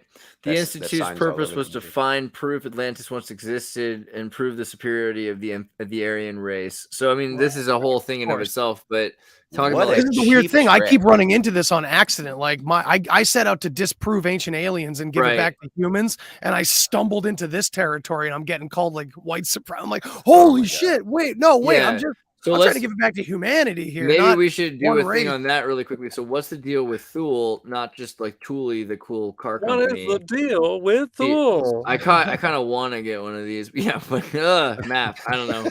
Because back me up on this, Andy. What's the deal? With what? Which part? What are we talking about? With Thule and the Aryans, and because it sounds to me like it's not really what we were advertised. They're going to Tibet. I don't think they're necessarily looking for these little blonde boys. They already knew where they were. They were in Denmark, right? So they already had that figured out. It looks like they're looking for something else. Isn't it something a little bit more interesting than just Yeah, I think they're telling the truth in a lot of ways, where they were literally searching for like a parent race of some kind, and they do, but like a hominid thing more, or what? Yeah, I think so, man. And like it's interesting too, because one of my hypotheses about the Box Saga is that when they're talking about that paradise time in the beginning, it sounds more like they're talking about like a less evolved version of us, but more primal version of ourselves. More primal. Right. Yeah, I would say primal rather than like primitive, of course. You know what I mean? Maybe not this far though. Right. Well, this is also the deviation of different kinds of humans is interesting. Well, that too. And we've got Shepard's work is pretty fucking. That's why they call him the most dangerous anthropologist, man. He gets called racist all the time, but he's showing DNA. Like, what are you supposed to do with that? I mean, so you also look at these elongated persons as well. And so we have all these bones and we say, okay, well, they must have been really primitive because they were bigger than us. And that seems kind of inconclusive. So then we cover them with skin that look like primates, but that's just rubber. You know what that picture reminded me of? Is Harry Mary, the Harry Mary early showing. And that gives me an amazing thought. What if the Harry Mary that's in all those paintings, a hairy version of Virgin Mary, what if that's the mother of the human species? I like that idea. Or something not the along mother those Jesus, lines. but the mother of the first human. Sure. Son of man. That's cool. All that. I think there's something to Mother of humanity, yes. But if so, okay, back to like these guys, the Indo-Europeans and stuff like that. I don't know. I'm kind of lost too. Maybe you guys can help me because, like, I know we have controversial, but evidence-based information regarding Aryans coming into Iran and basically writing the Vedas and all that kind of stuff, creating that culture. But it's controversial in the as far as I've gotten, I've only found disclaimers that suggest, well, that was a language group. Okay. And it's like, all right, that's fine. The Nazis glorified it. I'm not trying to go down that path anyway, but we're still trying to figure out who the hell these people were and what they were doing, and why it's denied constantly, and why it's like looked away. Oh, those the Northern Africans right there. These are the Yazidi. The Yazidi people. Does that come from the Ashkuze? No, so the Yazidi are Kermanji people in Kurdistan, and they are traditionally blonde and blue-eyed, but at this point, like they've been, whomever has been in charge is, so they've been assimilated, let's say. Right, absolutely. But you'll still find them, and the ISIS is still we're trying to kill off. Like whenever they found a blue-eyed kid, like. Yeah. And look at the Basque, man. The Basque. The Basque. Indicator, man. What was that, like 5,000 BC? We're finding them, like, and once again, and also what's really interesting. Let's look at the Basque symbol really quickly, just because I'm Spain please. in a minute. I would throw my hat down on a restaurant and it would just be on top of a. So this is one of the biggest contentious points I found. I thought it was bullshit. I couldn't believe it until I saw many historians saying this on videos, that they really suggest that making the swastika an ancient symbol is Nazi propaganda. And I'm like, that can't be one of their logical reasons. That can't be.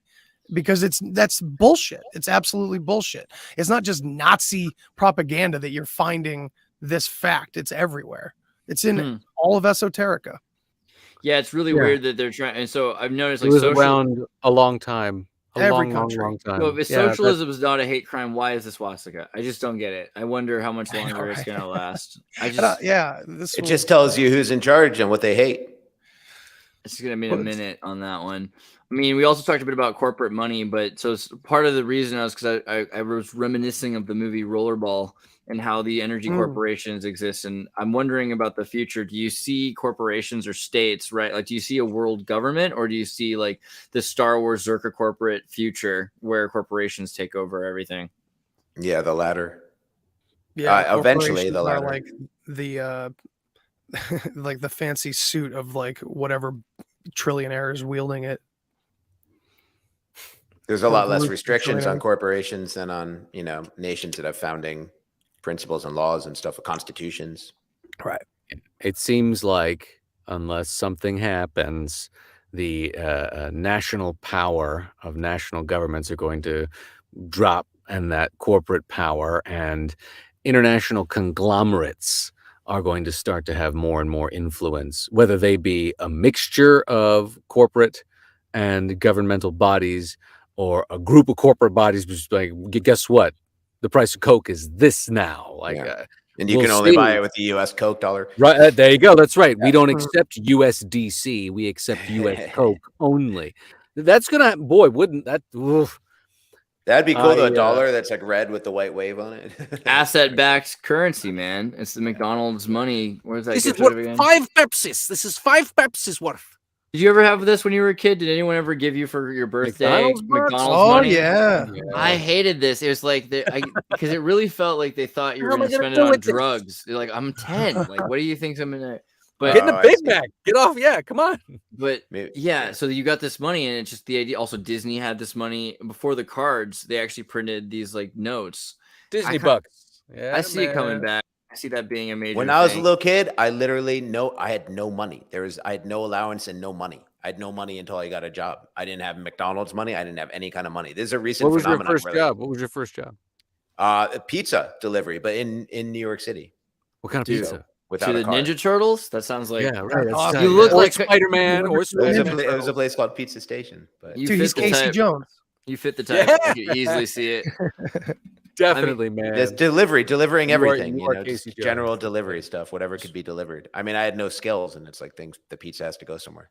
Corporations can't kill anybody unless they're on a boat. If corporations had an army, how is a government going to compete? Governments are, you know what they it is? do. Is They have corporations armies. have been forced by the necessity to make money to actually do things that work, whereas governments do all kinds of experiments and just waste tons of money. There's no corporations that experiment and just waste all their money like governments do. If corporations had the army, had a military, I mean, what would governments bring to the table? Oh man, the Pepsi challenge is such a big cover up. Is Like SpaceX a Go on, corporation? Andreas. So first off, you all know about the Pepsi challenge, and Netflix made this documentary to make you not think about the Pepsi challenge. Like, obviously, the airship was just a joke. Because I mean, why would they even make a video telling you that you could get a jet? You've heard the story that you could get a jet if you had enough Pepsi, and this guy figured it out. He's like, actually, if I bought like $300,000, $200,000, $20,000 worth of, I could easily get a jet. And my conspiracy is that this was really happening and they just wanted to stop this one guy from catching on, but that this is how Pepsi was laundering money and jets for not just the United States, but via Pepsi. the Kuwait and out of the Soviet Union, right? Yeah, because if you saw the Soviet fleets that they traded, Pepsi had submarines, jets, nuclear warships, AK-47s, everything, so they could traverse the Samoan pirate waters in the 90s. I mean, even in the 80s, theoretically, I think is when they started their first Pepsi deals with the Soviet Union, where they're trading barrels for military equipment. So Pepsi really does and did have an extreme, military, how powerful, at least as powerful as the Soviet Union. And they also had American jets, right, that they were selling for the American military to private companies through the Pepsi challenge, probably. So I think there are lots of these corporations. The difference is you can, on a boat, if you're the captain, you can kill somebody or marry somebody. You can do whatever you want. In the United States or in all of these countries, you have the state, which can kill somebody who doesn't pay their taxes, or they can execute force, right? That's the definition really of a government or a state. Right. Yeah. If you got rid of states, then there'd be corporal punishment everywhere, right? So you would have just anyone could kill anybody essentially if they were more powerful, and things would devolve back into Hobbesian nature, right? Where the most powerful corporation allies with the most powerful corporation, and everyone below, they all are their subservience. Yeah, and then you wind up with a company store. But it doesn't necessarily have to be a state, because it could be nomadic, Yeah, I mean, I wish honestly there weren't parent corporations, so we could actually see. It would be like like the Pepsi amphitheater, the Pepsi, Pepsi Air. That would be hilarious if it was like a consumer airline, like Pepsi Air. Pepsi like Holocaust Pepsi Museum. made like missiles and like weapons and stuff, and they still make the soda too, and like just all kinds of stuff, diapers, whatever. It'd be more funny. Well, that's already what Procter and Gamble do, right? So like we don't think about it, I guess, but Procter and Gamble products is just 2 shelves of every supermarket. There's the 2 aisles of supermarket. It's just all the whole Procter. CVS. Yeah, it's everything they've got. It's all this stuff. They have all these companies, and you're like, oh, I use this and that and this. And All the other poison, thing. basically. If you look at everything, man, it's like all poison. These people are like, man, forget about paperclip. You want to find some Nazis, whoever owns this company. Look at all this crap. Yeah, Procter and Gamble. Actual poison. Plus, they put GPS. I remember when I was 17, maybe it was 16, 17, a razor blade showed up in the mail, and they're like, "Happy birthday!" And I'm like, "What?" And Kill yourself. And so the Gillette razor, and then for whatever reason, like a year later, I found out that Gillette razors were like, they had done a test where they sent free gifts that included an RFID chip, so that whenever they passed through scanners, they knew where the razor had traveled. So they were trying to figure out because it would then blink back, oh yeah, I'm that razor, and here I've been to these other places with RFID pins anytime I've been pinned, and it records all the like a receipt of every place it's been. And so that way they could use it for tracking and figuring out the youth market. And I was like, ooh. don't trust Procter and Gamble, I guess. For real. God. Wow. Let me see here. We got the cows thing, whistleblower, human trafficking. Any thought on mutilated cows? I know we kind of brought it up for just a brief second, but let's just meditate on mutilated cows because it seems like it's happening again. Monday, mutilated cows. Monday was a weird day, right? Don Lemon, and we can get into Tucker and Lemon also because we didn't talk about that. Yeah, that'd be fun. But Monday, I can't wait for them to do a podcast together. That would be so great if they both hosted a show together. I think they need to bring back like Celebrity two or something Death like Match. Just do is fine. I would just do more claymation. But I mean, okay, before we do that, just mutilated cows, it's always fun. UFOs, the idea that they're being abducted, and it seems like a very old thing. So why are they still mutilating cows? Like, haven't they mutilated enough cows, or is this like, what do you keep mutilating cows for? You know, it doesn't seem like they're eating them. But set a trap. Sure, yeah, put up some cameras. One of the things that was mentioned in a recent article I read about this most current wave of cattle mutilations was that, and it was the same thing that was echoed in Strange Harvest and in reports before, radioactive material easily shows up in traces in salivatory glands, in cow buttholes, basically all the places that they carved out with a laser. Whether or not it's UFO or not, I'm actually inclined to think that it's a government organization or some organization. Maybe, hey, look, the beef industry is a big industry, but it's some organization that is very interested in finding out whether or not there is more or less radioactivity or some kind of trace signature of something, because it's the same exact spots that are always being cored out by laser beams. What is it that they're looking for? The most repeated mention is radioactive material. Interesting. Yeah, I never thought of it as if they were looking for something. Is that I always looked at it like a ritualistic almost sort of thing. I don't know. So Like If something they already know they're about just it. killing, if you're the military and you're doing an experiment, wouldn't it make more sense just to buy a bunch of cows? You know, because then no one would find out about it. Yeah. You would just have Tongues and skin is kind of a commodity. true. That's true. Yeah, why leave tongues them out in the there? mouth. I Yeah. mean, it's a special kind of skin that only occurs in female reproductive organs, and the skin on the inside of your mouth is like a special kind of skin. So maybe there's some value to that. So that's why I like my mouth. Maybe they're making real dolls with it or something.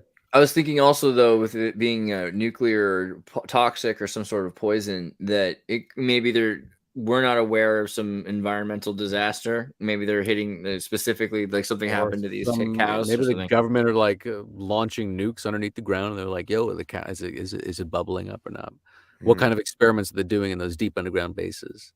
Why would you laser out their orifices to find the radiation? How does it work? It's what the article had said. It said that it was most easily detectable in these particular portions of the cow. And probably less so after you blast it with lasers. I am neither associated with deep state programs or extraterrestrial. When you mutilate these cows, Douglas, why do you do it? Shit. I wish I had the article on this, but Codex Alimentarius and a lot of things talk about a great way of dealing with radioactive waste. Radioactive waste, that might be the thing. Is that you can just digest it. You can put it in the water system and just make us just drink it and pee it out. It's pretty practical because the energy is broken down in the digestive cycle. So if it's consumed, then it goes away. So this is a really easy. Just put it in all the food, at least in animal feed or something like that as well. You guys know the original story of fluoride in the water in America. I know that some people say Hitler.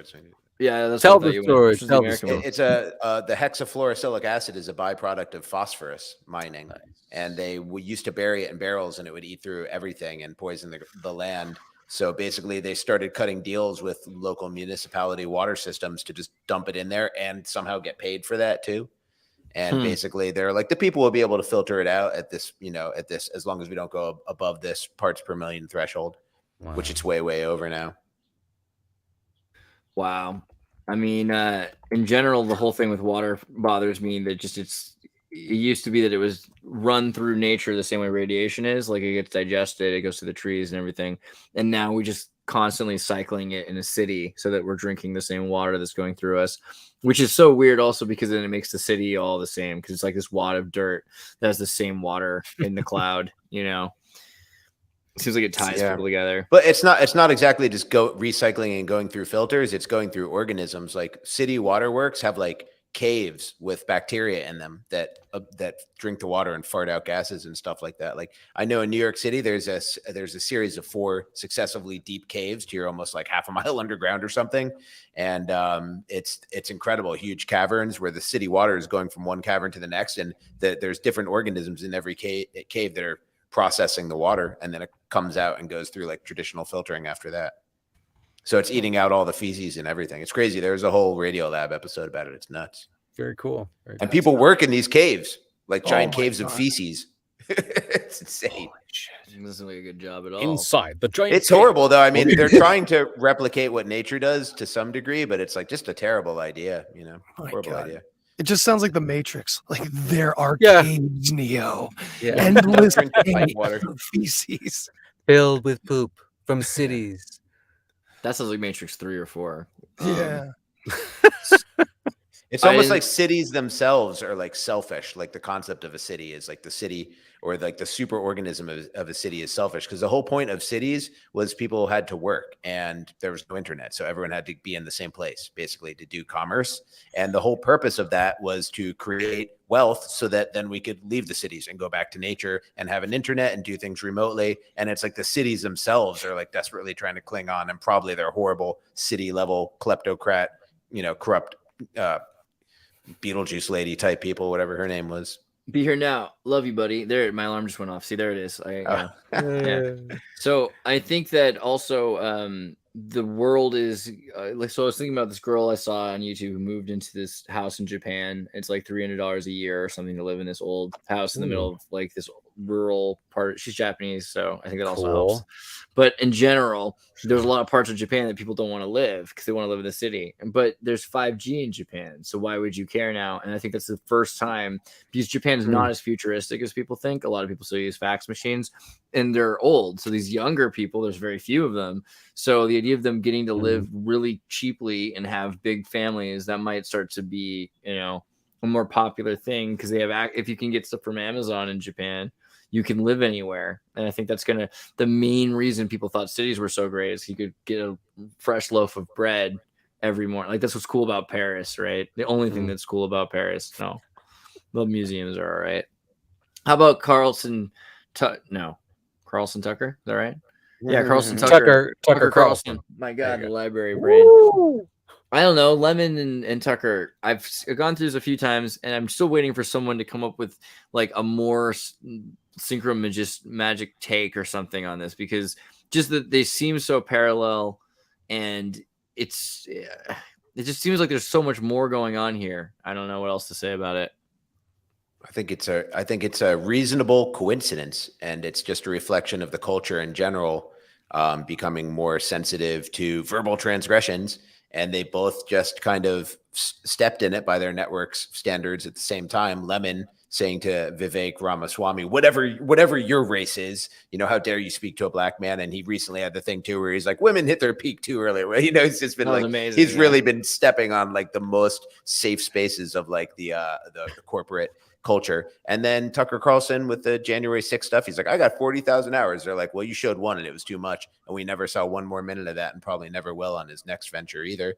And then he came out saying, you know, the media are literal criminals that should be put to death and stuff. And then they're like, all right, dude, this is just too much. So I think just both of them were pushing the boundaries at a time when people are looking for outliers to hammer down. And it's more of a statement on the overall cultural shift. You think but so? Do you guys literally think there was a meeting like with Alex Jones where like all of us are canceling him tomorrow morning? Or do you think do you think one's even related to the other? Or like, I do, but yeah, what do you guys think?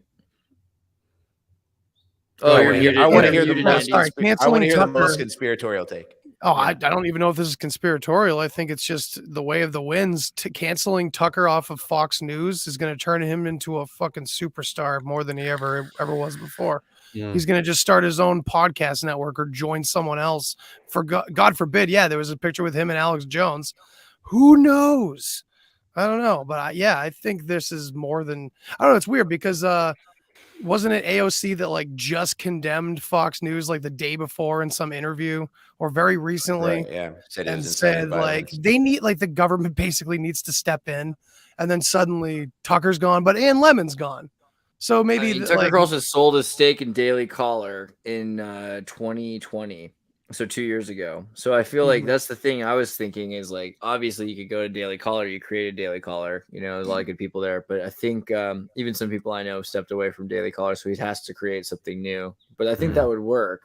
And he's been playing it safe. He's been on Fox. All he can say, you know, is it's mainstream. So a lot of people ask, why would Fox like do this like suicide move? And they recovered a lot, but they lost like $1 billion off their market cap in one day or something like that. People are like, why would they do this? It's suicidal.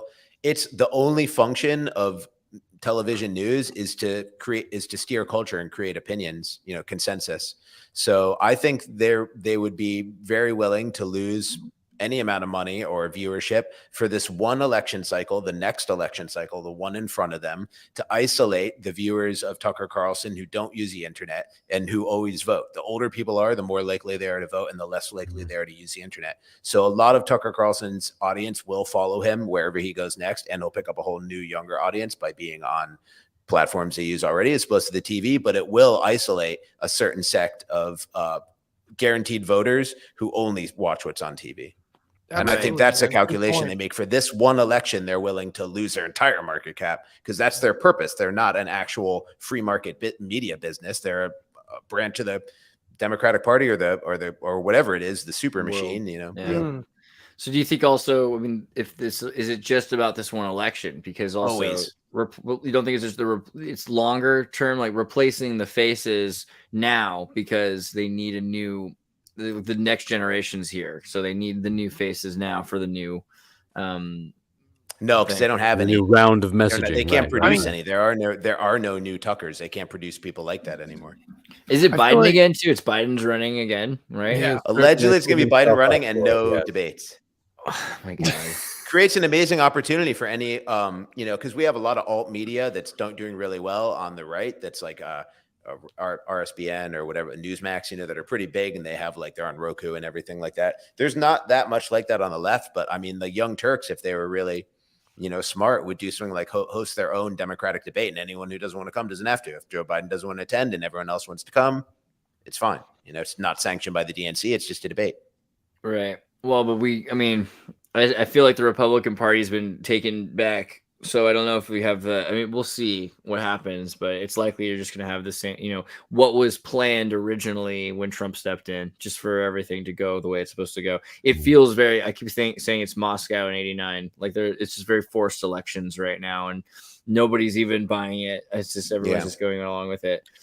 You know, the switching out the old faces for new ones, that idea, it's interesting because, I mean, to get woo about it, it's like that's how many celebrities are just like falling off everywhere all the time, and like whether they're dying or just retiring or this or that, like everything from our generation is kind of like falling off and being canceled and destroyed. So yeah, it does kind of feel like that across the board anyway, in kind of like a general feeling, you know. So I wouldn't be surprised if that plays a part in it on some level, because wasn't it Murdoch that personally like let him go? Yeah. Yes, allegedly. Yeah. Yeah, that's interesting. Sorry. Wow. I mean, Murdoch already kind of decided he's going to let go of. He made his money back by selling the Fox TV stuff to Disney, right? Like he got Fox Media is Disney now. So Fox News, as of when? Like 2 or 3 years ago. So like Hulu is owned by Disney, and Family Guy is owned by Disney now. Simpsons is owned by Disney now. You know what I mean? Wow. Right. The Alien, all the Fox movies, the Fox 20th Century movies. 20th Century Fox movies are all Disney now. Because now it's like Century Media or something. I can't remember. And there was a weird thing because at one point Disney bought Star Wars and they were pissed because some of even though they own Star Wars, there was some issues because 20th Century Fox was the original producer thing. So now they own all of their canon as well. So they just got this purchasing frenzy. But Murdoch still retains the news company, and that's always been his thing, is just owning tabloids, right? Competing with Robert Maxwell, Ghislaine Maxwell's father with a star. So I mean, controlling public opinion seems like that's his caste in society. I just also wonder about the election though, because it just seems so weird. We don't have a normal election at all, and I wonder like how long is it going to take before people are just completely over having fake elections? Even do we need to keep putting up this ruse? Yes, but not forever. Not forever. I mean, it's a transition. Like this all has to do with like the Fed coin and everything too, and the new kinds of money you can only use for energy or travel. How can they not find anybody? It's just so weird. Like, we no longer have the type of institutions that are free enough to create quality people like that. No, but even that, like, how come they can't find even just like, you know, a Gavin Newsom looking like they have predator? Jesse Waters. He's just not honest. You know, he's like, he's an edgelord, but he's not honest. Like Tucker Carlson is an honest edgelord. So like he's edgy and he's actually saying true things. They don't have another guy that does that. if they're getting, so also something with the presidency, if they're getting Biden to be the president again, like what does that really say about the plan? Because they're not acting for another 4 years then, whatever is going on. I mean, they're going to have maybe some killing time while all of these new systems are put into place, you know? Yeah. And yeah, it's killing time, really. Just trying to prevent people from having a kinetic, violent revolution where people just lose their minds and go into a berserker rage is like job number one as they slowly transition us into a way lower quality of life and freedom. Right. Yeah, losing faith in the state, because the more inept the states are, the more you'd ask for like a phrase I coined myself is that everyone in the concentration camp is based. Like everyone there has had the Great Awakening, you know, for sure. But then they're because they're in the concentration camp, so it's like too late. Mm-hmm. So people are all going to figure it out, and then it'll be like, you know, it's who knows what too late really means, but it's getting more difficult as the more they entrench these systems, the more difficult it's going to be to extricate ourselves. I mean, this isn't really like we probably will eventually, you know, but don't you think? So Biden says after 2024 launch that Trump is a danger to democracy. You've heard this every day, all the time.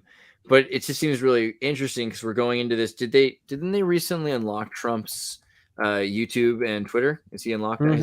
His Twitter was unlocked. I think his YouTube was just unlocked, right? Yeah. So this is interesting because, you know, for the longest time we had locked out the president of the United States from interacting with the world, basically shadow banned, or worse, you know, he's fully banned from interacting and from people knowing what's going on. So the idea that Trump is somehow a danger to the democracy, isn't it more a danger that we're not allowed to have information? Or where are we at with, like, how crazy of it is a situation where he has to literally run for president is the only way he can legally have his rights to freedom of speech back, essentially? What's the question in there? I don't know. Like, how weird of a situation is this? It's so crazy. Oh, yeah. I don't know. I don't have a good question. It is weird to not trust Trump at all. Yeah, at the same time, like I don't know what to make of it. Yeah, that's the thing. I don't like the white hat versus black hat idea. Right. If anything, it's like black hat versus black hat. But I don't really see what's going on. It does kind of seem like a feud. The whole our democracy thing has just become this like chanted mantra. Like the more people that can push back against that concept, and this is one good thing that Tim Pool, like I still listen to Tim Pool occasionally, and he does come up with some good kind of concepts or put them into a nice package that's easy to communicate. And one such instance of that is he's saying that, you know, Donald Trump is a threat to democracy. I'm a threat to democracy. I sell threat to democracy shirts. We want a constitutional republic. The constitutional republic is a threat to the new multicultural democracy. So it's like a multicultural democracy versus a constitutional republic. So we should be saying Joe Biden is a threat to our constitutional republic. You know, democracy is a threat to a republic. Mm-hmm. I mean, yeah, and the media that's being put out right now about like January 6th and everything, like the Ray Epps stuff. So what's going on with this? Like, so now I don't pay attention to it, but the thing is, they're the only story. No, now he's a rapist. That's the next one. Oh, really? Yeah, his daughter, adopted daughter, accused him of years of physical, mental abuse, sexual molestation, all this other stuff. And I just don't know, like, is this part of the gimmick of the Ray Epps? Is that he's on top of being a Trump supporter and a MAGA guy, he's also a pedophile? Or is that just something that came out of the actual, that's the real Ray Epps? No matter what they did, they couldn't help but find a guy who was actually one of them still. That's probably the case. This is the guy that was in the crowd that was shouting, "Oh, we got to go inside. We got to go inside." Right, yeah. He was All never I remember introduced is- to us by all I them. They weren't remember like, is- ladies and gentlemen, Ray Epps. Right, People right. like ID'd him He and was the found guy out that- what his apparent name is. But like Remember, he was the guy where recently, people he were was yelling, on they're like some. narc. He's Right, not right. Fed, trusted. Fed. Bro, at the Did thing, you guys see? He was like recently interviewed in some like low light interview. His wife was there. They were holding 60 hands. minutes, like literal Yeah, Soviet dude, so that's- Pravda level production. Exactly. But So he was you know what the playing funny victim. takeaway from that? They were making him a sympathetic character, and he's like, Yeah. let's storm the Capitol guy, literally Right. saying it. So it's like, so now we forgive all the January 6 people, or just this one guy, like Except the worst for guy, we everybody forgive in him, but the people solitary. that just stumbled Right. in with the little flags, they can't be forgiven. It's like sets up this weird kind of. I'm not even sure what they were trying to accomplish with that piece, really. Right. His wife looks like an actress. This is not his wife. This is the daughter who said that she was adopted. and How old molested. is he? Daughter, right? Yeah, I don't know. Like, But she also wait, dresses what? like a witch. Oh, so he's like there's- 70 years old, isn't he? Ray? Yeah, So- he's got to be up there. So I don't know. The whole thing seems pretty Wow. weird. I can get Matt. It's Matt all Baker. weird, I can man. get an interview with Alex Jones. Good old Matt. Oh, dear I Lord. mean, I don't know. So to me, the idea of Ray Epps is to put people in front of us that distract us from the other stories, kind of same as some of these free energy videos and some of these CIA YouTube channels that are distracting us from trying to look into history for real or to have like real conversations. You know, a lot of these people break up when you have an actual conversation and they're only able to recite this thing that's been prepared for them essentially, and that starts to break apart. But this is the only thing that we're hearing about, you know, when we're talking about January 6th, and they're removing anybody who was there, including Tucker Carlson. Yeah. Tucker How about Carlson? like Tucker the Khan? shaman too? Like the day after Tucker Carlson like aired like the video of the shaman being on a guided tour, and then basically these, you know, agitators trying to find a way to get him onto the floor of the Senate. Like a day or two later, he's just quietly released from prison. And the reason that probably happened, they said it was for good behavior and it was planned anyhow. But I'm sure the reason that happened is like people are going to demand this guy be released. Then people are going to shine a spotlight on it and find out that he's a Fed too. So they're like, kill the story about it. I'm sure you think this Fed is really, maybe he's getting paid some big money to go to jail for 2 years or something. But this guy's a Fed. He's isn't he a naval intelligence officer or something? I don't know. There's some documentary really made should have about watched him. I Ivory's never interview. saw it. Yeah, this guy's former Navy intelligence, maybe not intelligence. He's a Navy officer or something. And he's friends with Nancy Pelosi's son, who's like the filmmaker. You know what I mean? He's like Yeah, okay. photographed with him on January 6th. I don't know if they're friends, but they're photographed smiling and hugging. And it's like, Right. this guy is a story. This guy's a cutout. So when Tucker Carlson's like, look, this guy's innocent, they were probably just like immediately say he was released before anyone asks for him to be released, because then they're going to find out he's not a real guy. Right. Well, I mean, I remember Ivory Hecker did an interview with him, and part of the story was United States Navy boot camp training was signed to Kitty Hawk, and at some point he refused to take an anthrax vaccine and was scheduled for dismissal. So it could be that, you know, that's his cover story, you know. Yeah, or- we've all seen The Departed. I've known some people in Yeah. the military. A lot of people join the military for the reasons we mentioned at the beginning with like America's Army. It's like, and oh, video everyone games just has a and all that. brief flirtation with Navy intelligence or with the CIA. Tucker Carlson, he's like, oh yeah, I applied, but then Just I me? changed my I mean, mind. yeah, You know? Don't worry about Ben that. Affleck just spent some time there. How Yeah. weird would it be not to try to get any job you could get? I don't know. It seems like kind of, yeah. Okay. So it's association with the psycho. Oh, and wait, was the backstage thing? Yeah. So he was trying to be an actor on Backstage. So that's the other thing, is Backstage is how they recruit a lot of crisis actors, and it's kind of the joke in that Wag the Dog movie. You know, Wag the Dog, Great where they movie. hired Yes. Kirsten Dunst, and she's like, "Can I get on the movie? Can I get my credits?" And they're like, "No, he can't be none." Right? You've seen that. Well, okay. Also, Brittany saying, "Thank you for the super chat. Any thoughts on Truth Social, where Tucker is posting now?" Oh, that's not a coincidence, probably. I don't know. Well, what Stirring is the Truth pot. Social? Do you guys know what Truth Wonder, Social yeah, is what again? is he Isn't that saying Trump on the Truth thing? Social? Yes, I have no yes. thoughts on it. I Truth think Trump's not Social. allowed to post on Twitter because he has a contract with True Social, and that probably. I pisses him thought off. his Twitter was kicked open again. I Yeah, think. but Yeah, but maybe he his hasn't- contract he might can't stop use it. him. Yeah, Oh, it might be. wow. He hasn't posted anything on any of the sites he's been restored to. I don't think. What's on? Maybe it's Truth. just Twitter, because Twitter is like a direct competitor to truth. Yeah. I don't know. I think I have a truth account, but boy, was it difficult to get it set up. It wasn't smooth sailing. I had to like try to submit an email form like 500 times in a row. Is there anything good about truth? Like, it's not free software. It's not transparent. It's an echo chamber. There's no one to disagree with. It's kind of like the Blaze or something like that. Okay. Yeah, David Nunes. I don't know. It seems to me like the Truth Social Network, all these social networks are missing the point, right? Like, Minds did it. If you go to minds.com and they have the chat, Minds Plus, and you do chat.minds.com. It's the one, right? This is brilliant because they're using open source free software, and instead of getting a passport or a account, you generate your own, right? And so then that is part of a harmonized system, so they can't take it away from you because you made it. And that's so awesome. It's the perfect. It's called the Matrix Protocol. This is what everything should be built on, and what nobody's doing because they're scared. Because obviously when you have this, then if you had some people that were talking with each other, you couldn't stop them, really. I mean, granted, that could be bad. It'd be like the Wild West, like the internet used to be. There might be child pornography. There might be military weapon information exchange. There might be other things than just MAGA QAnon chat rooms. There's probably like a whole branch of naval intelligence that just goes around posting child porn on all these things to get them. You know what I mean? I think there's a thing also where like, there's cryptocurrency in certain child pornography. I've heard the testimonies on that, because that way it's illegal to touch or to own. Wow. And that but it has, that's wild.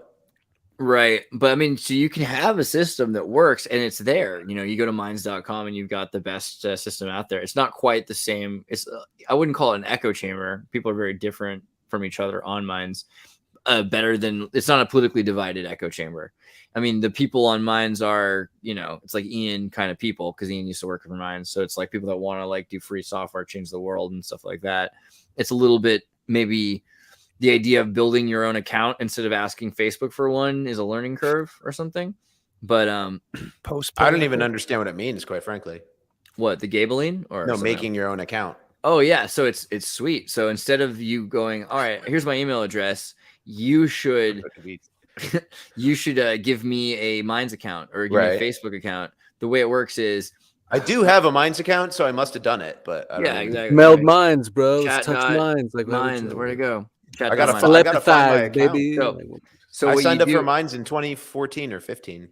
Whoa. So you can, if you did it like that, then Minds helped you create your account. So you might have had Minds help you. It was like in beta. It was like a wait list when I signed up. Somebody was like, you got to try Minds. And then I signed up and got an account and never tried it.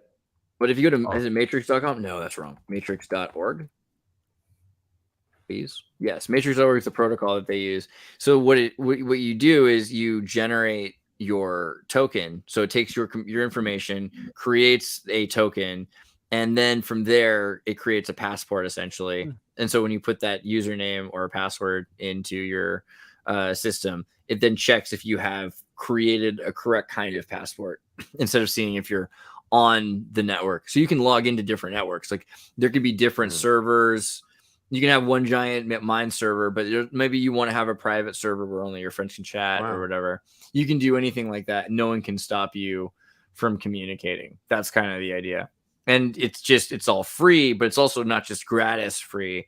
You could then take this, and if you said you didn't like Matrix, you could take that code and create Matrix 2.0 or not Matrix or Doug hates matrix.com, whatever you want to do. Like they don't care, because it's like the information's out there.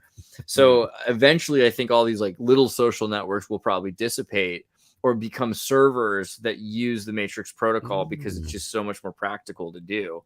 But so many of these are not tech projects, right? That's not what they're interested in. The Truth Social and Gab and Blaze and stuff. Blaze is kind of selling itself as but it's exploiting conspiracy theorists. It's not really that they care. I don't believe that they really care. I think that it's that they can make money, right? It's the idea that you can make money off of a social network. So that's why Twitter exists. It's not so much, he's invested. It's the open AI question. So Twitter is saying, hey, we need to be involved in public opinion and also the growth of technology. But Well, look at everyone who put the investment money into Truth Social. They're definitely trying to make money. It's like the chief. I think the majority owner is Cyber Acquisition Group, I believe is the name of the Cyber Acquisition Group. So they sound like a pretty much profit motivated group. We are CAG. We make money. Yeah. Yeah, I mean, like, is there anything that, so besides YouTube, like YouTube has the biggest social media network in the world, or put in Truth and cyber acquisition and it'll come up. Maybe I don't have the name exactly right. SEC. Cyber Acquisition Group. Digital World Acquisition. Digital World. Digital World. That's a great name. I like that. Trump Media and Technology merged with Digital World Acquisition Corp. By the way, we could do a whole episode on these people. DWAC, you could do a whole episode on that. That's a good deep dive too. That's a great name, DWAC. Welcome to the DWAC. I don't know, but we are 2 hours deep. Is there anything you wanted to cover before I show them when I get more of your info? More to get stuff from you guys? Yeah, I'm good. All right, well, see it up. Make sure you buy some merch first off and foremost. Go to Seth's website and you'll find he's got great t-shirts and sweatshirts and mugs and a fanny pack that says Truther. I mean, come on. That's a conversation starter. Katie owns that. I've only sold one. I sold it to Katie. Right. That's cool. Come on, dude. Katie's cool. Katie's got good fashion sense. You got style. That's right. Katie.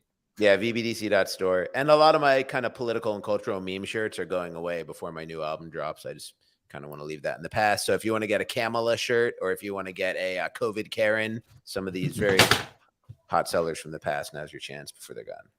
Cool. Yeah, and make sure you also go to VBDC Linktree where you can watch the music videos because there's some pretty great music videos too. Yeah, man, check it all out. Oh yeah, how's the summer album coming?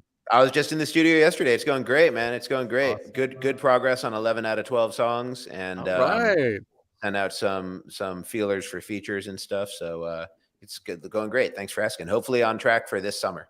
Sweet. Looking forward to it. Epic. And then also make sure you go to his Instagram so you can watch the Talkie Time show because he does a Talkie Time show on Instagram pretty much any day that's not this day. Some days he doesn't do it, but he does it. It's great. Yep. I've been doing them mostly Monday and Thursday right now. Sometimes Monday, Thursday, Friday. It's just kind of catch as catch can. Legit. Yeah. Yep. And then the deepshare.com will get you to Andy Rouse's Deep Share podcast. You can also go to the youtube.com/ was it the Deep Share? I think so. Yeah. I think it's Deep just Share the podcast. The Deep Share podcast. Yeah. And make sure you subscribe. He's been putting out quality over rapidity. So it's been a month since his last video. Yeah. It's actually, I got combo. episode 91 coming out this week, so it's a doozy. It's good. So I can't wait for that because actually, like, really, I can't watch everybody's episodes every day at a time, but I can get through Andy's conversations, and I always feel like I learned something. So I highly recommend it. It's check out my page if you are interested in things that are all over the place. Because I mean, it's more of an interview show, so I'm, just every one of my interests is covered. But you get some pretty cool people on the show. So I like absolutely. What you got. This is one of my favorites, man. There was so many synchronicities with Peter Panagore, episode 85, Death on a Mountain. He had a near-death experience on the side of a mountain. He's a fellow mountaineer. He also climbs mountains in the same area that I climb. He's from a town just a few towns over from me. He went to my dad's high school. He was a freshman when my dad was a senior. It was nuts, man. Wow. We never knew any of this beforehand. We're like, what? That's a lot of cool stuff happens on my channel, man. That's pretty sweet. Yeah, and then also make sure you go to MrDouglas.com with a 3 and check out the whole page because it's a beautiful doozy. I love the picture. It's my favorite picture. Actually, almost every picture I've ever seen. Pretty beautiful. You're going to go to the Secrets of Power audiobook, which is available on Audible. And then also, if you go to the YouTube, or is it not how I get there? Thank you, Andreas. You're great. Yeah, way to click around, baby. So, Secrets of Power 2 has just dropped. Oh, really? Yep, just dropped. Number 2 is out there. Volume 2. All right, I'll pick it up today. Yeah. But also Darth Call. Sometimes you can find on Darth Call Live the Better Call shows, which includes Mr. Douglas, and they're pretty great conversations. I really like these ones, so make sure you watch these as well. And shout out to Call. We love you, Call. We'll hope to see you here eventually soon. My California brother. Apparently, he's in Vegas. That's why. That's Oh, why. did he go to the thing? I think he went to the thing. He's in Vegas. Yeah. I should have done. If he was gonna go, I should have. Well, he's in LA, so it's a lot easier for him. But yeah, that's awesome. Good for him, man.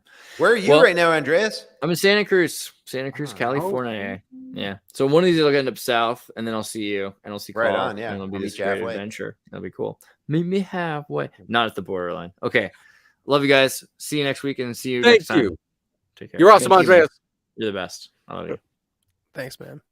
The following video contains content some viewers might find disturbing. The views and opinions expressed here are not facts and are nothing more than entertainment. The views and opinions are not facts and do not represent the views and opinions of Xirtus or our channel, and do not necessarily represent or reflect the views of the guests, YouTube, Google, mainstream media, society, or civilization at large, or anybody. Viewer discretion is advised.